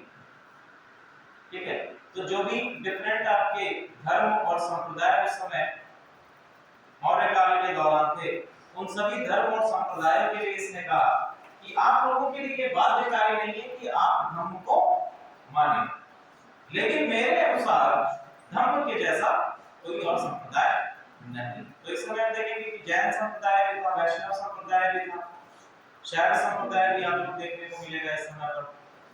लेकिन चूंकि उत्तर वैदिक काल में इन सभी संप्रदायों में कर्मकांड और अंधविश्वास की इतनी ज्यादा इति हो गई थी कि जिसके कारण जैन और बुद्ध संप्रदाय मौर्य काल के दौरान अपने चरम पर। ठीक है, चलो आगे हम लोग बात करेंगे। अगला है आपका 10वां। तो 10वें में इसने कहा है धम्म की नीति श्रेष्ठ है। ठीक है, धम्म की श्रेष्ठता पर बल दिया है। 11वें में धम्म नीति की व्याख्या करी है। विहार यात्राओं के स्थान पर धम्म यात्रा को बल देना है आपको, कि आपको विहार यात्राओं के स्थान पर अब धम्म यात्राओं को महत्वता दर्शाएगी। 12वें लेख में इसने सर्वधर्म समभाव और स्त्री महामार्ग की चर्चा की है। ठीक है, स्त्री महामार्ग को अभी हम लोगों ने देखा कि स्त्री महामार्ग को क्या कहा गया है? इतिझापा कहा गया है। ठीक है, इतिझापा कहा गया है। स्त्री महामार्ग की चर्चा की है। 13वें में इसने कलिंग युद्ध का वर्णन किया है और साथ ही साथ 14वें अभिलेख में हम देखते हैं कि अशोक द्वारा प्रजा को धार्मिक जीवन व्यतीत करने की प्रेरणा कि आपको धर्म के रास्ते पर चलना है, साथ ही साथ निर्देश भी दिया गया है। निर्देश में इसने क्या कहा है कि मुझसे मानव होने के नाते कोई त्रुटि हो गई, जो उसके लिए मैं मगध के राजा होने के प्रति प्रजा से क्षमा मांगता हूं। ठीक है, तो जितने भी इसने 13, इसके ऊपर 14वां है, तो 14वें से ऊपर इसने 13 जो संदेश दिए हैं, तो कहता है कि इन संदेशों में यदि मुझसे कोई त्रुटि हुई है तो उसके लिए मैं मगध का शासक होने के नाते अपनी प्रजा से क्षमा मांगता हूं। तो ये आपके 14 टोटल लेख, 14 आपके टोटल लेख हैं, और हर एक लेख में अशोक ने किन बारे में क्या चीज बताई है उसको हम लोगों ने डिस्कस किया। चलिए आगे हम लोग बात करते हैं एक महत्वपूर्ण चीज, वो है आपका अशोक का धम्म। क्या है? अशोक का धम्म। अशोक का धम्म क्या है, इसको हम लोग चर्चा करते हैं। जैसे बेसिकली हम लोग कहते हैं धर्म, ठीक है, धर्म की व्याख्या थोड़ी सी और बड़ी हो जाती है, कॉम्प्रिहेंसिव हो जाती है धर्म जब हम लोग बात करते हैं। यहां पर हमें बात क्या करनी है? धम्म की बात। जैसा कि हम लोगों ने क्वेश्चन देखा था, तो क्वेश्चन की प्रकृति को समझने का प्रयास करेंगे। क्वेश्चन हम लोगों ने देखा था,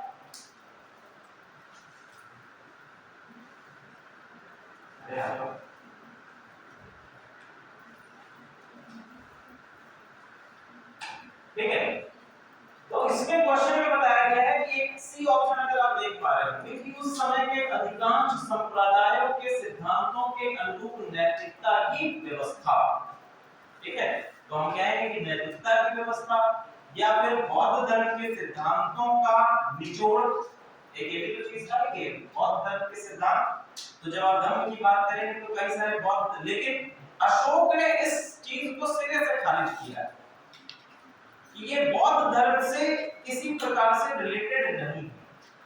लेकिन चूंकि वो स्वयं बौद्ध धर्म को मानता था, तो इतिहासकारों ने उसको उसके साथ में इंटर रिलेट किया है कि धम्म क्या है? बौद्ध धर्म का ही सिद्धांतों का निचोड़ है, साथ ही साथ यह विभिन्न संप्रदायों के सिद्धांतों के अनुरूप नैतिकता की व्यवस्था भी है। अभी हम लोग देखते हैं कि इतिहासकार इसके विषय में क्या-क्या चीजें कह रहे हैं। इतिहासकार क्या कहते हैं? इतिहासकार है प्लीट कह रहे हैं कि ये क्या है? राजधर्म है। राजधर्म का मतलब कि अशोक के शासन काल में जिस सभी प्रजा के द्वारा जिस धर्म का पालन किया जाना चाहिए, प्लीट ने वो क्या बताया है? धम्म बताया है। प्लीट ने क्या बता दिया? ये धम्म है जो कि अशोक के द्वारा राजधर्म के तौर पर बताया गया है, राजधर्म के तौर पर इसने घोषित कर दिया। दूसरी बात इसने क्या बोली? दूसरे एक हमारे इतिहासकार हैं रोमिला थापर। रोमिला थापर की बुक्स आप पढ़ेंगे तो बहुत ही अच्छा इनकी लेखनी है। वर्ल्ड हिस्ट्री के मामले में तो सबसे अच्छी लेखिका मानी जाती है, ठीक है। तो रोमिला थापर ने क्या कहा है कि यह अशोक की एक निजी कल्पना है। क्या ऐसे बताया? ये अशोक की एक निजी कल्पना है, उसका एक ऐसा प्रयास रहा जिसके द्वारा वह शासन को संपादित करना चाहता था, शासन को संचालित करना चाहता था। अब शासन को चलाने के लिए आप जब इतने बड़े क्षेत्र में साम्राज्य चला रहे हैं, तो साम्राज्य को सुचारू रूप से चलाने के लिए आपको कुछ रूल्स, रेगुलेशंस, डिसिप्लिन, ये सभी चाहिए होगा। तो रोमिला थापर के अनुसार इन रूल्स, रेगुलेशंस और डिसिप्लिन को व्यवस्थित करने के लिए उसने एक परिकल्पना लाई, और वही परिकल्पना क्या थी? धम्म थी, ठीक है। ये किसका मत है? रोमिला थापर जी का मत है। अगला है सेनाट। ये इतिहासकार है सेनाट। सेनाट का क्या कहना है? भैया सेनाट का कहना है कि बौद्ध धर्म के सर्वांगीण विकास का रूप ही क्या है? धम्म। बौद्ध धर्म के सर्वांगीण विकास का रूप क्या है? धम्म है। ये बता दिया। इसके बाद आर.के. मुखर्जी, इनके द्वारा कहा गया है सभी धर्मों की साझा संपत्ति है। आर.के. मुखर्जी ने क्या कहा? सभी धर्मों की साझा संपत्ति। सभी धर्मों की साझा संपत्ति कहने का मतलब क्या है? इसमें जो इन्होंने बात कही है कि सभी धर्मों की क्या है?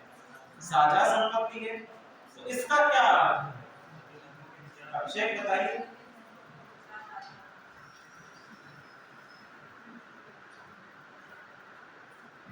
कथा पांचों में कभी आया हूं। सभी धर्मों का सर जो है इक्वल रूल है।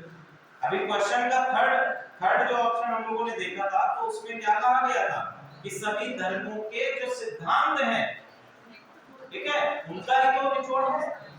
ये क्या कह रहे हैं, आर के मुखर्जी जी कह रहे हैं। इसके बाद डीआर भंडारकर कहते हैं कि हम लोग बौद्ध धर्म के बराबर है।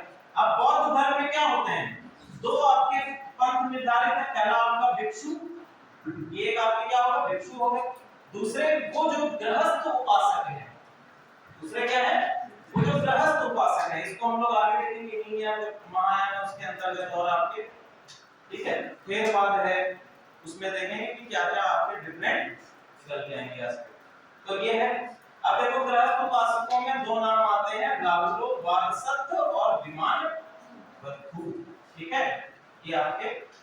तो ये बेसिकली डीआर भंडारकर का मत है कि उन्होंने हम को डायरेक्टली किससे बता दिया, बौद्ध धर्म। ये सिंपल बौद्ध धर्म है और कुछ नहीं है, धर्म बौद्ध धर्म के जस्ट इक्वल ही है। स्तंभ अभिलेख के अनुसार हम लोग देखते हैं कि क्या प्रकृति निकल कर आती है।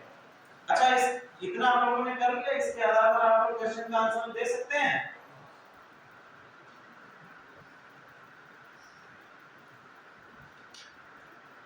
इसके आधार पर ये आप क्वेश्चन का आंसर दे सकते हैं, बताइए। ठीक है, तो ठीक ऑप्शन है कि उपरोक्त में से एक से अधिक हो सकता है। समझ में आ गया? तो हम लोगों ने इस क्वेश्चन का आंसर यहां से निकाल लिया। देखिए थर्ड ऑप्शन क्या है, उस समय के अधिकार संप्रदायों के सिद्धांतों के अनुरूप नैतिकता की व्यवस्था है, इतिहासकारों ने भी लिखा। चलिए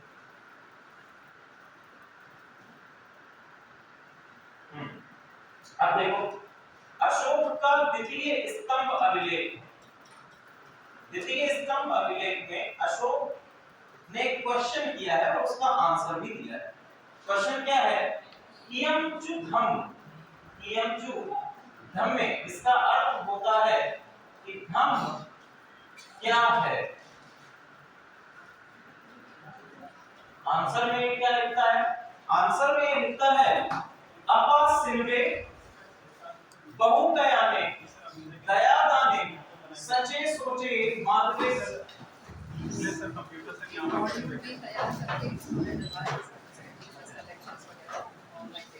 सर इस प्रकार से सर इसको बना देते हैं, सर रिकॉर्ड करके सर यूट्यूब पे भी सर अपलोड कर देते हैं, जैसे कि सर ये बातें शेयर्स भी सर ऐसी चीज़ें दिया है और स्मार्ट यूज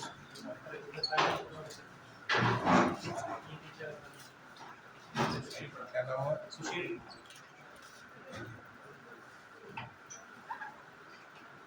कौन क्लास के बच्चे हैं? सारे बच्चे यूपीएससी की तैयारी कर रहे हैं। यस सर ये अभ्युदय योजना के अंतर्गत ये अभ्युदय योजना के तहत हो रहा है। अभी क्या चीज़ का पढ़ाई करा रहे हैं अभी?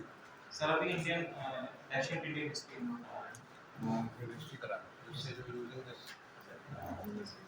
और इसके बाद फिर इसको अपलोड कर देंगे। यस पोर्टल पे अपलोड करके यहाँ से रिकॉर्डिंग होती है YouTube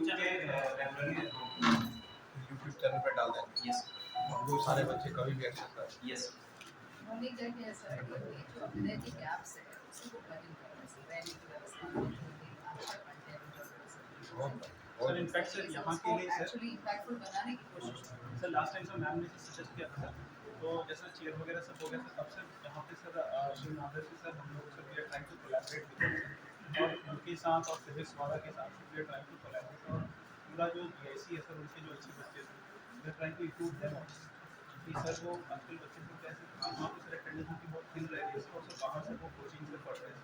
so we are trying to introduce that thing in our system sir कि वही अच्छे जो टीचर्स हैं स्पेशलाइज्ड टीचर्स और सब्जेक्ट्स जिनको कॉम्पिटिशन एग्जाम्स में आगे बढ़ाएं वो सर यहाँ पे आ जाए सर और ग्रुप में रहे तो sir maybe sir then capacity sir उससे उनका सर फाइनेंशियल बर्डन भी कम होगा और कुछ अगर सर हम लोग भी सर स्पॉन्सर भी करवा पाएंगे टीचर्स जैसे सर जो शिवनाथ फाउंडेशन है sir we are ready to give 9 teachers fully paid 9 teachers तो सर वो टीचर्स लेके सर यहाँ पे सर अभी जो पढ़ाएंगे sir we are trying to sir but you are also putting it on the YouTube करके सारे बच्चों को देकर जिन बच्चों को एक्सेसिबल कभी लोग एक्सेस कर सकते हैं they can see anywhere। Yes इनकी तो मिस हो जाती है वो उससे क्या करवाएंगे मिस होने के अलावा नेट भी कोई करवा सकता है दोबारा सुनना and there is a reinforcement. Where आप उसी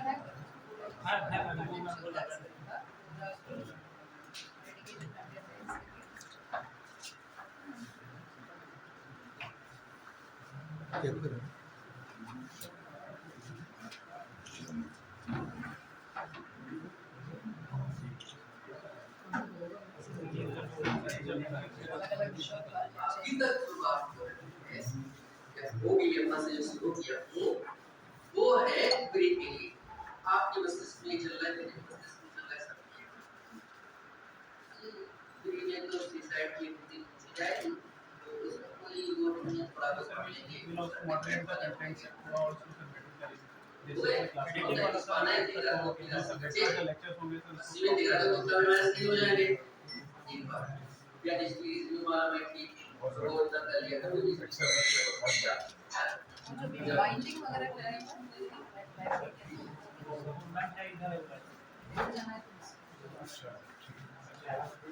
ओके बेटा, ऑल द वेरी बेस्ट। आप सब लोग यहाँ भी करते हैं तो आपने बहुत अच्छा करा। चीफ सेक्रेटरी से मिलने की अवसर सबको नहीं मिलता है। आप लोगों के पास आके आपके सामने सर खड़े रहे अपने आप में इंस्पिरेशन सब लोगों के लिए। हम भी तुम्हारे लिए बड़े all the very best, all the very the sir is what you want to become and sir is the pinnacle of it sir उसकी उच्चतम शिखर है जहाँ पे आप बनना चाहते हैं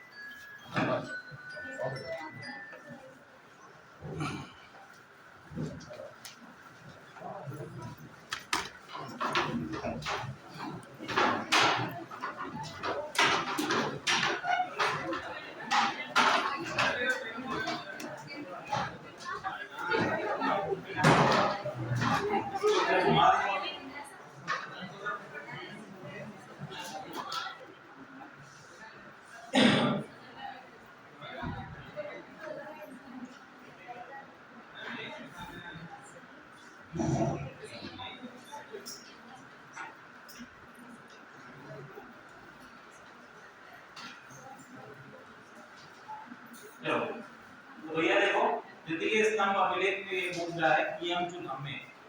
कियमचु धम्मे का उत्तर भी ये दे रहा है। इसमें क्या कह रहा है? अपासिंबे बहुकयाने दयादाने सचे सोचये माधवे साधवे च। ठीक है, अब इसका हम लोग अर्थ निकालते हैं कि क्या क्या इसमें अर्थ है। तो सैद्धांतिक अर्थ या हम लोग नीतियों के अंतर्गत जो बता रहे हैं, अपासिंबे का मतलब क्या है? पाप से दूर रहने के। ठीक है, दूसरा क्या बात कह रहा है? बहुकयाने यानी कि बहुत से लोगों का कल्याण करना। ठीक है, बहुत से लोगों का कल्याण करना। तीसरा इसने बताया है दया दाने। ठीक है, दया और दान करना। क्लियर है?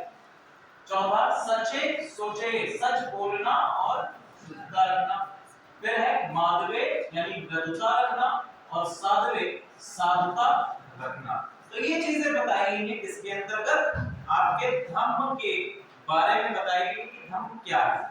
ठीक है, तो धम्म के अंतर्गत इन सभी चीजों को आपको पालन करना है क्योंकि बेसिकली इसका निचोड़ ही क्या है?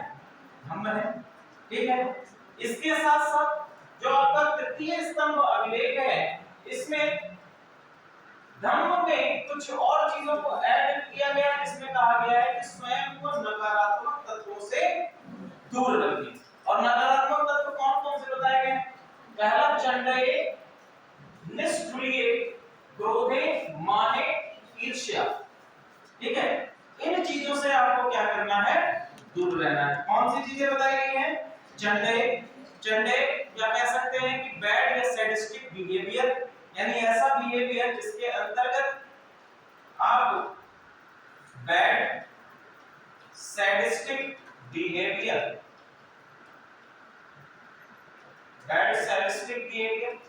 अगला है निष्ठुरिये। ठीक है, निष्ठुरिये या निष्ठुरता अपने मन में नहीं लानी है। फिर है क्रोधे यानी कि गुस्सा, एंगर, माने घमंड या ईगो। निष्ठुरता पता है ना आपको क्या होता है? नहीं पता? अरे भैया, एंगर या क्रोध, माने ईगो या अहंकार और ईर्ष्या तो पता ही होगी, जेलसी या जेलसी। ठीक है, तो हमने पहले चीज कहा कि निष्ठुरता होता है किसी के प्रति लगाव ना होना, एक निष्ठुर भावना रखना। ठीक है, यही क्या कहलाता है? निष्ठुरता कहलाता है। कि कोई आपसे कोई अच्छी बात कह रहा है, आप उसको जो है बुरा भला कहने चल दिए अपने रास्ते। ठीक है, तो वो कहलाता है निष्ठुरता, किसी के प्रति लगाव ना। समझ में आ रहा है? ठीक है, फिर इसके बाद है क्रोध। आपके मन में क्रोध नहीं होना चाहिए आपका। ठीक है, फिर माने ईगो भी नहीं होना चाहिए, और ईर्ष्या या जेलसी नहीं होना चाहिए। ठीक है, चलो आगे हम बात करते हैं। तो यहाँ तक हमारा अशोक और उसका धर्म है। इसके बाद बात करेंगे मौर्यकालीन कला और स्थापत्य। ठीक है, इसमें आप देख पा रहे होंगे सांची का स्तूप है, ये सांची का स्तूप मध्य प्रदेश में स्थित है सांची। और सांची का स्तूप आपका मौर्यकालीन कला और स्थापत्य के तौर पर देख सकते हैं। ठीक है, अब मौर्यकालीन कला जो है बेसिकली आपकी दो पार्ट्स में डिवाइडेड है। कितने पार्ट्स में? दो पार्ट्स में डिवाइडेड थी। पहली है आपकी दरबारी कला और दूसरी है आपकी लोकप्रिय कला। एक बात है दरबारी कला और दूसरी आपकी लोकप्रिय कला या लोक कला भी कह सकते हैं, जो बेसिकली आपके अलग शासन के अंतर्गत अलग-अलग स्थानों पर बढ़ी हुई।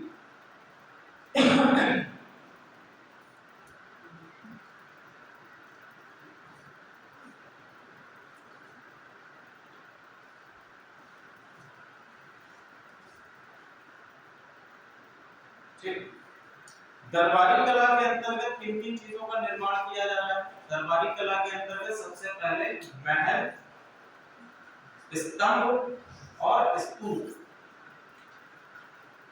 महल, स्तंभ और स्तूप, इनका निर्माण किसके अंतर्गत हो रहा है?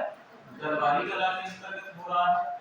लोकप्रिय कला या जो आपकी पॉपुलर आर्ट है या फिर आपकी जन कला की शैली है, उसमें केव्स, पॉटरी और स्कल्पचर्स।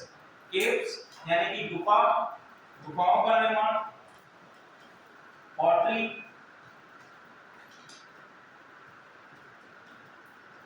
मृदभांड है, और साथ ही साथ स्कल्पचर्स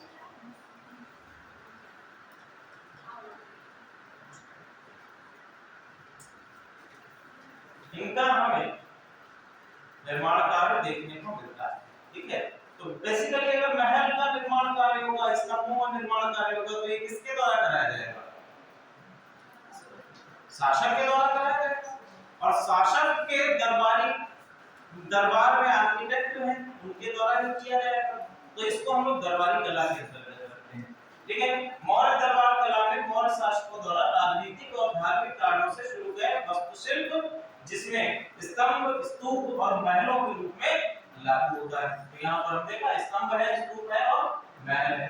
अब महल में हम लोग बात करें तो महल में ग्रीक इतिहासकार मेगास्थनीज मौर्य साम्राज्य को महलों को मानव जाति की सबसे बड़ी कृतियों में से एक बताया है।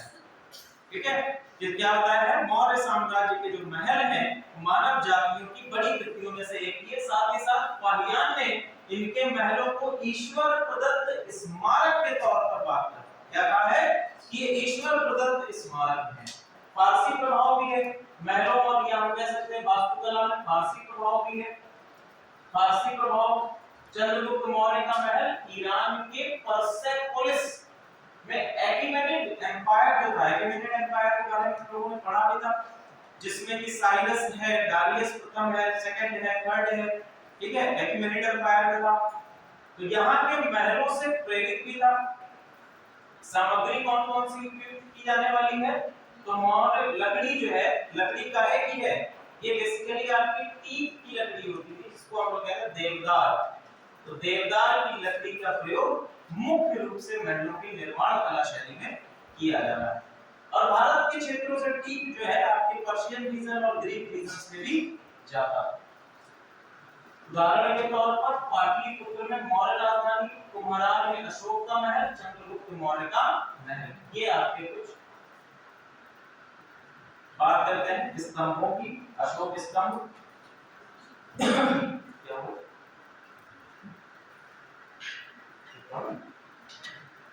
नींद आ रही है?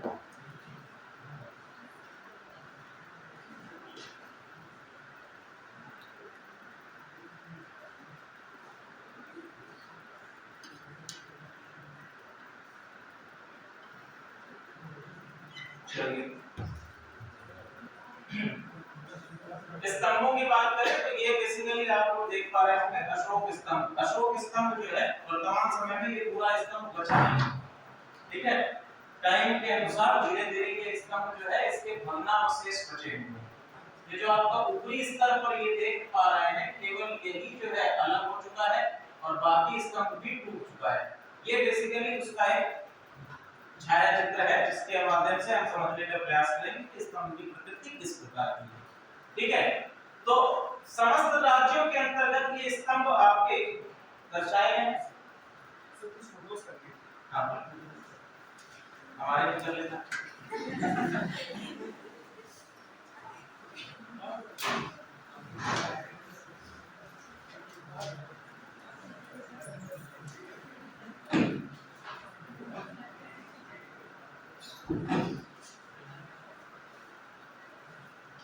ऑर्डर लगा क्या है?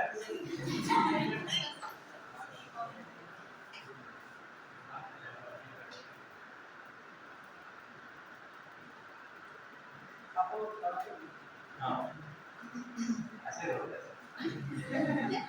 चलो भैया तो हम लोग बात कर रहे थे अशोक स्तंभ के बारे में।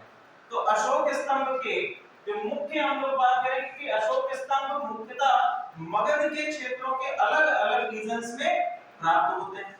इनमें प्रयुक्त पत्थर कौन सा है कि सबसे पहले हम लोग बात करें भाषा कौन सी है। तो भाषा में पाली और प्राकृत ये दो भाषाएं आपको मुख्यतः या अधिकांशतः आपको मिलती हैं। बेसिकली हम लोग कहेंगे कि उत्तर भारत के क्षेत्रों में पाली भाषा और प्राकृत भाषा का प्रयोग किया जाता है, क्योंकि बौद्ध धर्म मुख्यतः किसमें है? पाली भाषा में है।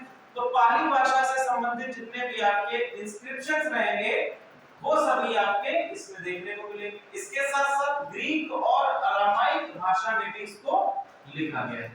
क्लियर है? स्थापत्य कला मौर्यकालीन स्तंभों में 4 भाग होते हैं। कितने भाग होते हैं? 4 भाग होते हैं। फैक्चुअल क्वेश्चन है, ध्यान रखिएगा, आ सकता है, आपसे पूछा जा सकता है कि मौर्यकालीन स्तंभों में कितने भाग होते हैं। तो टोटल 4 भाग होते हैं। कौन कौन से? पहला दस्ता, ठीक है, एक लंबा शाफ्ट आधार बनता है और पत्थर या मोनोलिथ के टुकड़े से बना होता है। जो सबसे नीचे आप देख पा रहे हैं ये क्या है? आपका दस्ता है या आधार के तौर पर ये बना होता है। क्लियर है? ये या तो आपका एकाश्म हो सकता है। क्या हो सकता है? एकाश्म हो सकता है, जिसको हमने कहा मोनोलिथ हो सकता है, ठीक है, या फिर डिफरेंट पत्थरों के आधार पर शाफ्ट के आधार पर भी इसको बनाया जा सकता है। शाफ्ट मतलब कि आप किसी को चीज को एक अंदर डाल रहे हैं। ये आपका एक शाफ्ट है और ऊपर से आपने एक स्तंभ या आप कह सकते हैं कि कैपिटल जो आपका है इसको आप शिफ्ट कर रहे हैं, ठीक है। यहां तक क्लियर है सारी चीजें। आगे हम बात करेंगे कि इसके बाद आता है आपका कैपिटल या जिसको हम लोग कहते हैं मेन शाफ्ट या राजधानी। यहां पे राजधानी कट कर दीजिएगा, इसको केवल कैपिटल लिखिएगा, ठीक है, राजधानी नहीं है। इसका जो ट्रांसलेशन हुआ है वो दूसरी तरह से। तो शाफ्ट के जस्ट ऊपर जाएंगे तो आपको क्या मिलेगा? ये आपको कैपिटल पोर्शन मिलेगा, ठीक है, या मेन पोर्शन इसको कहते हैं। ये या तो कमल के आकार का होगा या घंटी के आकार का होता है। यहां पर आप देख पा रहे हैं या तो ये कमल के आकार का होता है या फिर घंटी के आकार का होता है। इसके बाद आ जाएगा अबेकस। एक गोलाकार या आयताकार आधार होता था जिसे अबेकस के नाम से जाना जाता है। तो ये बेसिकली आपका क्या है? गोलाकार या आयताकार आधार है जिस पर आपका जो पशु आकृति है वो टिकी रहती है, ठीक है। ऊपर सबसे ऊपर क्या है? एक पशु की आकृति बनी रहेगी और पूंजी चित्र जिसमें सभी बड़े आंकड़े बैल, शेर, हाथी ये सभी जानवर इनके आधार पर आपका। तो 4 उसमें है, भागों में है। पूरा स्तंभ आपका 4 भागों में रहता है। और 4 भागों में डिफरेंट डिफरेंट एस्पेक्ट हैं। पहला आपका है दस्ता, दस्ता के ऊपर कैपिटल है, कैपिटल पे अबेकस है और अबेकस के ऊपर पूंजीजित है। ठीक है, अब हम लोग बात करते हैं कि अकेमेनियन एम्पायर और साथ ही साथ अशोक के जो स्तंभ हैं उनमें क्या समानताएं हैं, या हम बात करेंगे कि सिमिलैरिटीज कौन कौन सी हैं। हमने आपको बताया था कि डारियस प्रथम के द्वारा जो आपके स्तंभ लेख बनवाए गए हैं, अशोक ने अपने स्तंभों को बनवाने की प्रेरणा वहीं से हासिल की। हम लोगों ने एक फैक्ट पढ़ा था जब डारियस को पढ़ा कि अशोक ने स्तंभ बनवाने की प्रेरणा कहां से हासिल करी है, डारियस प्रथम के स्तंभों को देखकर हासिल करी है। अब इसमें कौन कौन से देखिए, पहला क्या है, पॉलिश किए गए पत्थर और उसमें किए गए रूपांकन। तो एक्यूमेनियन स्तंभ और मौर्य स्तंभ दोनों में पॉलिश किए गए पत्थरों का इस्तेमाल किया गया है। साथ ही साथ कमल और कुछ सामान्य मूर्तिकला का रूपांकन दोनों ही एक्यूमेनियन में भी और मौर्य में भी सेम आपका मिलता है। तो एक ये सिमिलैरिटी हो गई। पहली सिमिलैरिटी क्या है कि पॉलिश किए गए पत्थर हैं। दूसरा, जो आपके कमल या फिर आपके डिफरेंट जानवरों का रूपांकन किया गया है, ये भी दोनों जगह पर मिलता है। साथ ही साथ उद्घोषणाएं या जो आपका राजा का संदेश है, राजा की घोषणा है, राजा की घोषणा है, ये भी हमको दोनों ही जगहों पर मिलती है, जिसमें बुद्ध शिक्षाओं, मौर्यों में बेसिकली बुद्ध शिक्षाओं और अदालती आदेश हैं। ठीक है, ये दोनों ही फारसी स्तंभों पर भी और मौर्य के, या हम कह सकते हैं अशोक के स्तंभों पर भी हमको देखने को मिलती है। अशोक के स्तंभ में या तो बुद्ध की शिक्षाओं का सार या फिर उसके अपने दिए गए संदेश या उद्घोष होंगे, अपनी दी गई घोषणाएं होंगी। सेम चीज यहाँ पर भी फारसी एक्यूमेनियन एम्पायर में भी इनको देखने को मिलती है कि वहां की जो आपके जिन व्यवस्था की डिफरेंट शिक्षाएं हैं और साथ ही साथ वहां के शासक के जो उद्घोष हैं या शासक की घोषणाएं हैं, वो भी आपको एक्यूमेनियन या फारसी स्तंभों पर देखने को मिलेंगी। दूसरा आपका ये हो गया। तीसरा क्या है, तीसरा व्यक्ति या थर्ड पर्सन। इंग्लिश में आप लोग थर्ड पर्सन समझते हैं, यहाँ पर तीसरा व्यक्ति वो नहीं, थर्ड पर्सन मतलब जो वाक्यांश लिखे गए हैं उसमें थर्ड पर्सन से डिनोट किया गया। थर्ड पर्सन जान रहे हैं, पढ़ा है, first person, second person, third person. Speech जब हम लोग पढ़ते हैं तो उसमें होता है कि यदि मैं अपनी बात कर रहा हूं, जैसे मान लीजिए दो व्यक्ति कम्युनिकेशन कर रहे हैं, तो मैं बोलता हूं तो ये क्या हो गया, फर्स्ट पर्सन। जब मैं अपने विषय में बात कर रहा हूं, इसे आई करके डिनोट कर रहा हूं, ठीक है, माई कर रहा हूं, माई सेल्फ कर रहा हूं, तो दीज आर फर्स्ट पर्सन। अब मैं कह रहा हूं कि यू, योर्स, ठीक है, इस तरह से बोल रहा हूं, तो मैं क्या कह रहा हूं, सेकंड पर्सन की बात कर रहा हूं। अब थर्ड पर्सन की जब दो व्यक्ति कम्युनिकेट कर रहे हैं लेकिन बात किसी अदर पर्सन की कर रहे हैं, तो हम क्या कहेंगे, थर्ड पर्सन। ठीक है, तो इसमें जितने भी आपकी घोषणाएं रहती हैं उसमें बेसिकली शुरुआती, हम कह सकते हैं आरंभ में थर्ड पर्सन के तौर पर स्टार्टिंग होती है और धीरे धीरे ये है फर्स्ट पर्सन की ओर बढ़ जाते हैं। थर्ड पर्सन से स्टार्टिंग हो रही है और कहां पर पहुंच रहे हैं, फर्स्ट पर्सन की ओर बढ़ रहे हैं।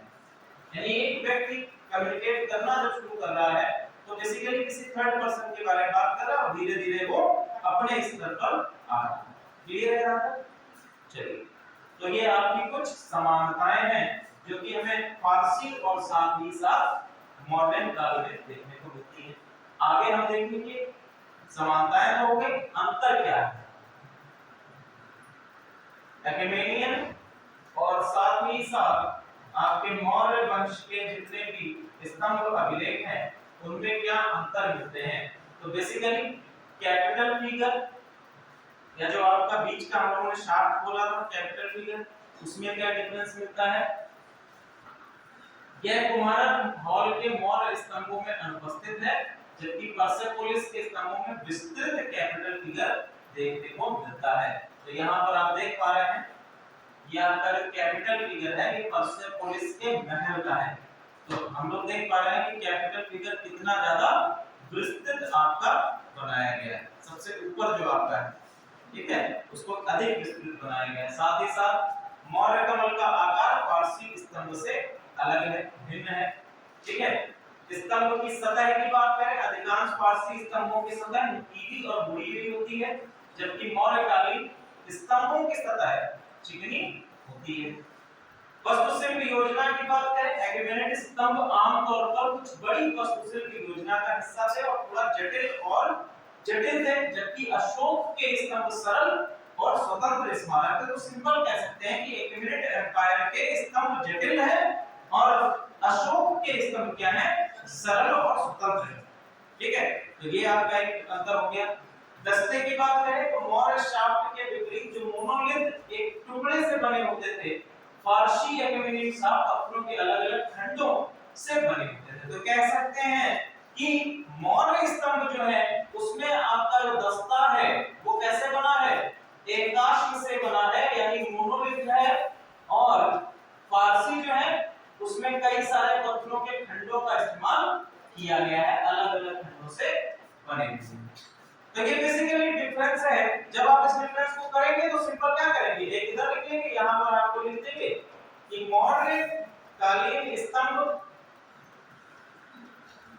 ये मेंस में आपसे क्वेश्चन पूछा जाता है इस तरीके का, और यहां पर आप लोग लिखेंगे फारसी स्तंभ, और दोनों के अंतर्गत क्या-क्या डिफरेंस है वो आप बताते जाएंगे, और समानताओं से रिलेटेड क्वेश्चन आएगा तो समानताएं बताते जाएंगे, ठीक है। तो ये क्वेश्चन आपका यहाँ पे डेवलप हो जाएगा।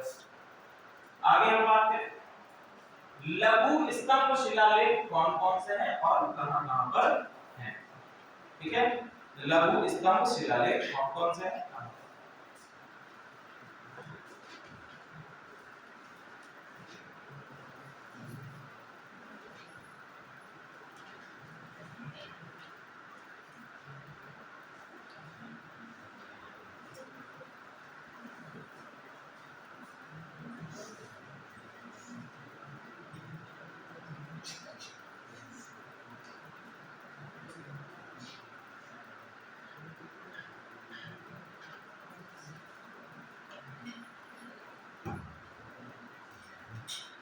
ठीक है।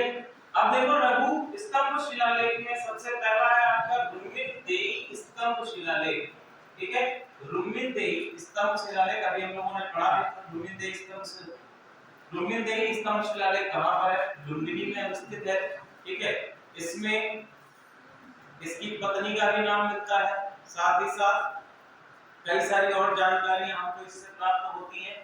अशोक की लुम्बिनी यात्रा और लुम्बिनी को कर से छूट इस शिलालेख के अंतर्गत बताया गया है।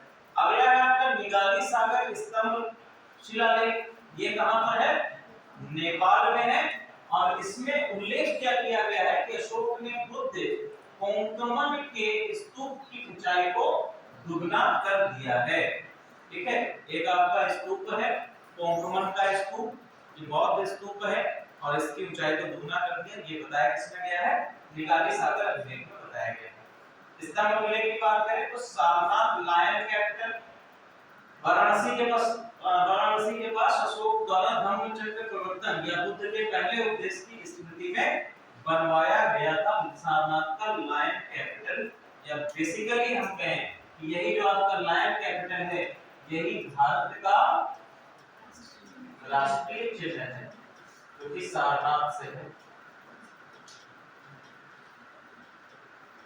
ठीक है। यही भारत का राष्ट्रीय चिन्ह भी है, और ये किसमें, धम्मचक्र प्रवर्तन यानी ज्ञान प्राप्ति के बाद भगवान बुद्ध का प्रथम 5 ब्राह्मणों को दिया गया उपदेश कहां पर दिया गया है, सारनाथ में दिया गया, और इसी घटना को क्या कहते हैं, धम्मचक्र प्रवर्तन।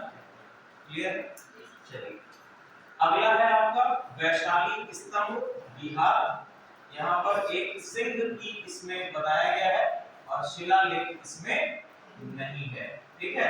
ये केवल स्तंभ है, इसमें किसी प्रकार का कोई लेख नहीं किया गया, क्लियर है।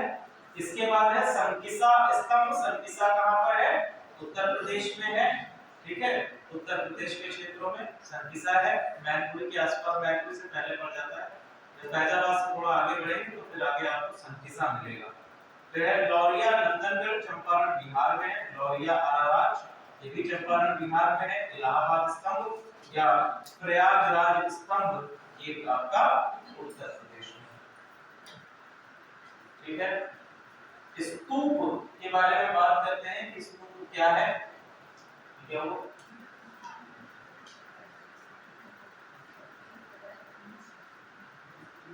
ये करो पूरा गायब हो गया।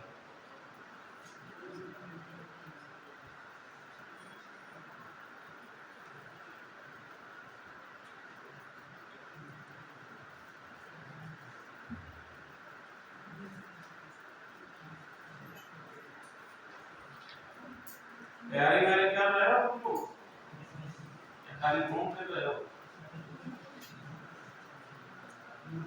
अच्छा ये बताइए कि आप लोग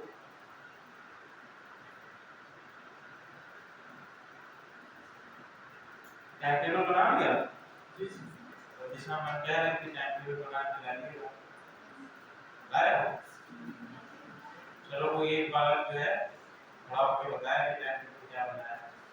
बालक अथवा बालिका सर और मैम प्लीज बताएं टाइम टेबल बनाया है? तो बेटा नहीं, तैयारी करने की लगन नहीं है आप लोगों में अभी। तैयारी करने की लगन नहीं है, बनना नहीं चाहते हो आईएएस, अधिकारी बनना है।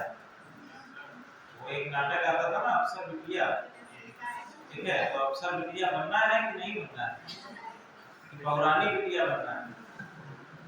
अब फैसला तुम्हारे हाथ में है। देखिए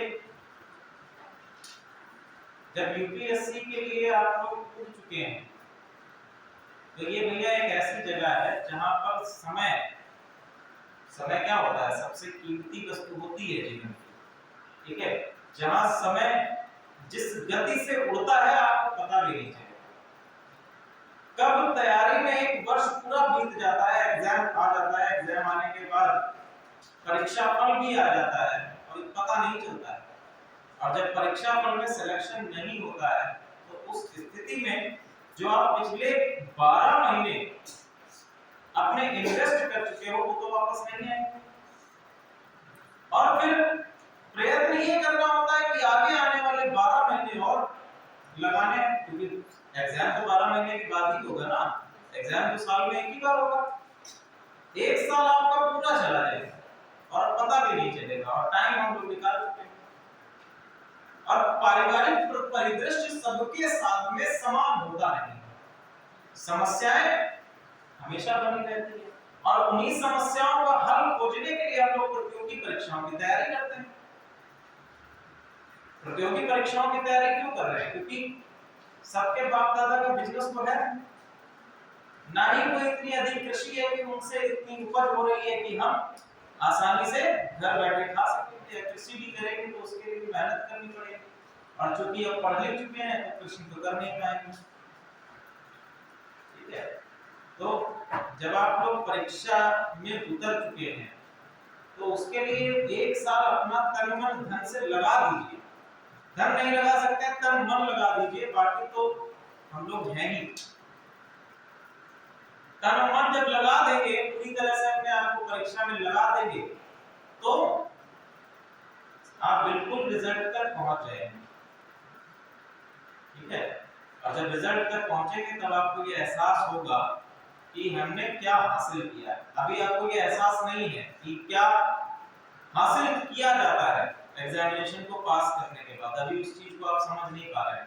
जब वो चीज समझ जाएंगे, जब उस चीज को आप समझ लेंगे कि भैया एग्जामिनेशन जब मैं क्लियर करूंगा तो एग्जामिनेशन को क्लियर करने के बाद जो सम्मान मुझे मिलेगा, जो सम्मान हमारे माता पिता को मिलेगा, जितना गर्वान्वित हम महसूस करेंगे, आने वाली कई पीढ़ियां सुधर जाएंगी। एक पीढ़ी नहीं, आने वाली कई पीढ़ियां। क्योंकि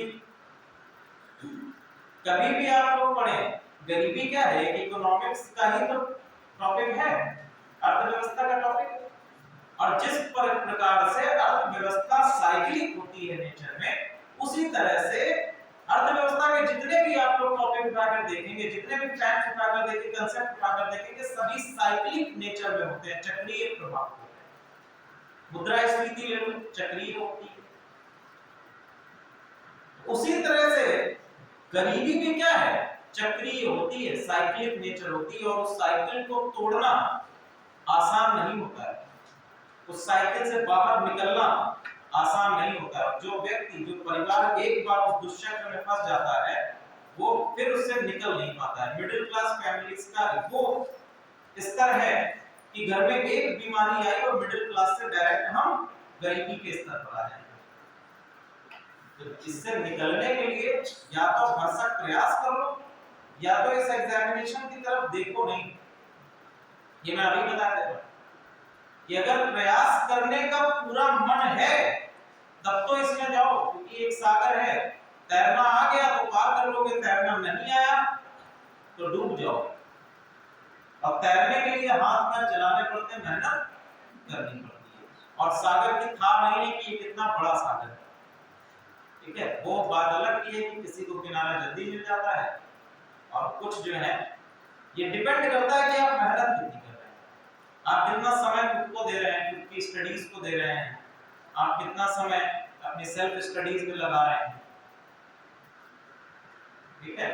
तो आप लोग प्रयास करिए कि आने वाले एग्जामिनेशन में आप लोग बैठे और आने वाले एग्जामिनेशन में प्री तक पहुंचे, मेंस तक पहुंचे, और इसमें सफलता हासिल करें, पीसीएस में हासिल करें। और भी कई सारे एग्जामिनेशंस आ रहे हैं। जीपीएफओ का भरा है किसी ने, ठीक है। ईपीएफओ के लिए मेहनत कर लीजिए, एक पड़ाव तक पहुंच जाएंगे, एक सीढ़ी तक आप पहुंच जाएंगे तो उसके बाद आगे का रास्ता आसान हो जाता है। आसान क्यों हो जाता है कि फिर क्या होगा, फिर आप लोग आर्थिक रूप से मजबूत हो जाएंगे। ईपीएफओ की कोई छोटी पोस्ट नहीं होती, उसमें भी अच्छी पोस्ट है, अच्छा सैलरी है, तो वहां तक आप पहुंचेंगे तो आपकी आगे की रास्ता जो है वो बहुत ज्यादा आसान हो जाएगा, ठीक है।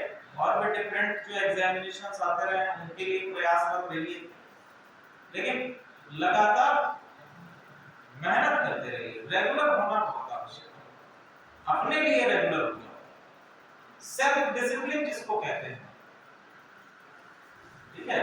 जब तक सेल्फ डिसिप्लिन आपके अंतर्गत नहीं आएगा, देखो यहाँ पर क्या है, यहाँ पर तो आप लोगों को पकड़ के बैठने लगे कि भैया पढ़ो। यहाँ से क्या है, ये सेल्फ डिसिप्लिन नहीं है आपका। यहाँ पता है कि 9 बजे से क्लास चलेगी, 10 बजे से क्लास चलेगी, तो आपको आना है। नहीं आओगे तो एक दिन के बाद कोई कहेगा कि भैया कल की क्लास में क्यों नहीं आया, सुनने में बुरा लगता है। तो इससे अच्छा कि चलो यार 10-2 मिनट बैठना है, 1.5-2 घंटे बैठना है, सुन लेंगे, चले आएंगे। ये सेल्फ डिसिप्लिन नहीं है, ये तो पकड़ के बिठाए गए हो। सेल्फ डिसिप्लिन वो होता है कि जब अपने आप स्वयं से आप अपने घर में, जब आपको कोई नहीं देख रहा है।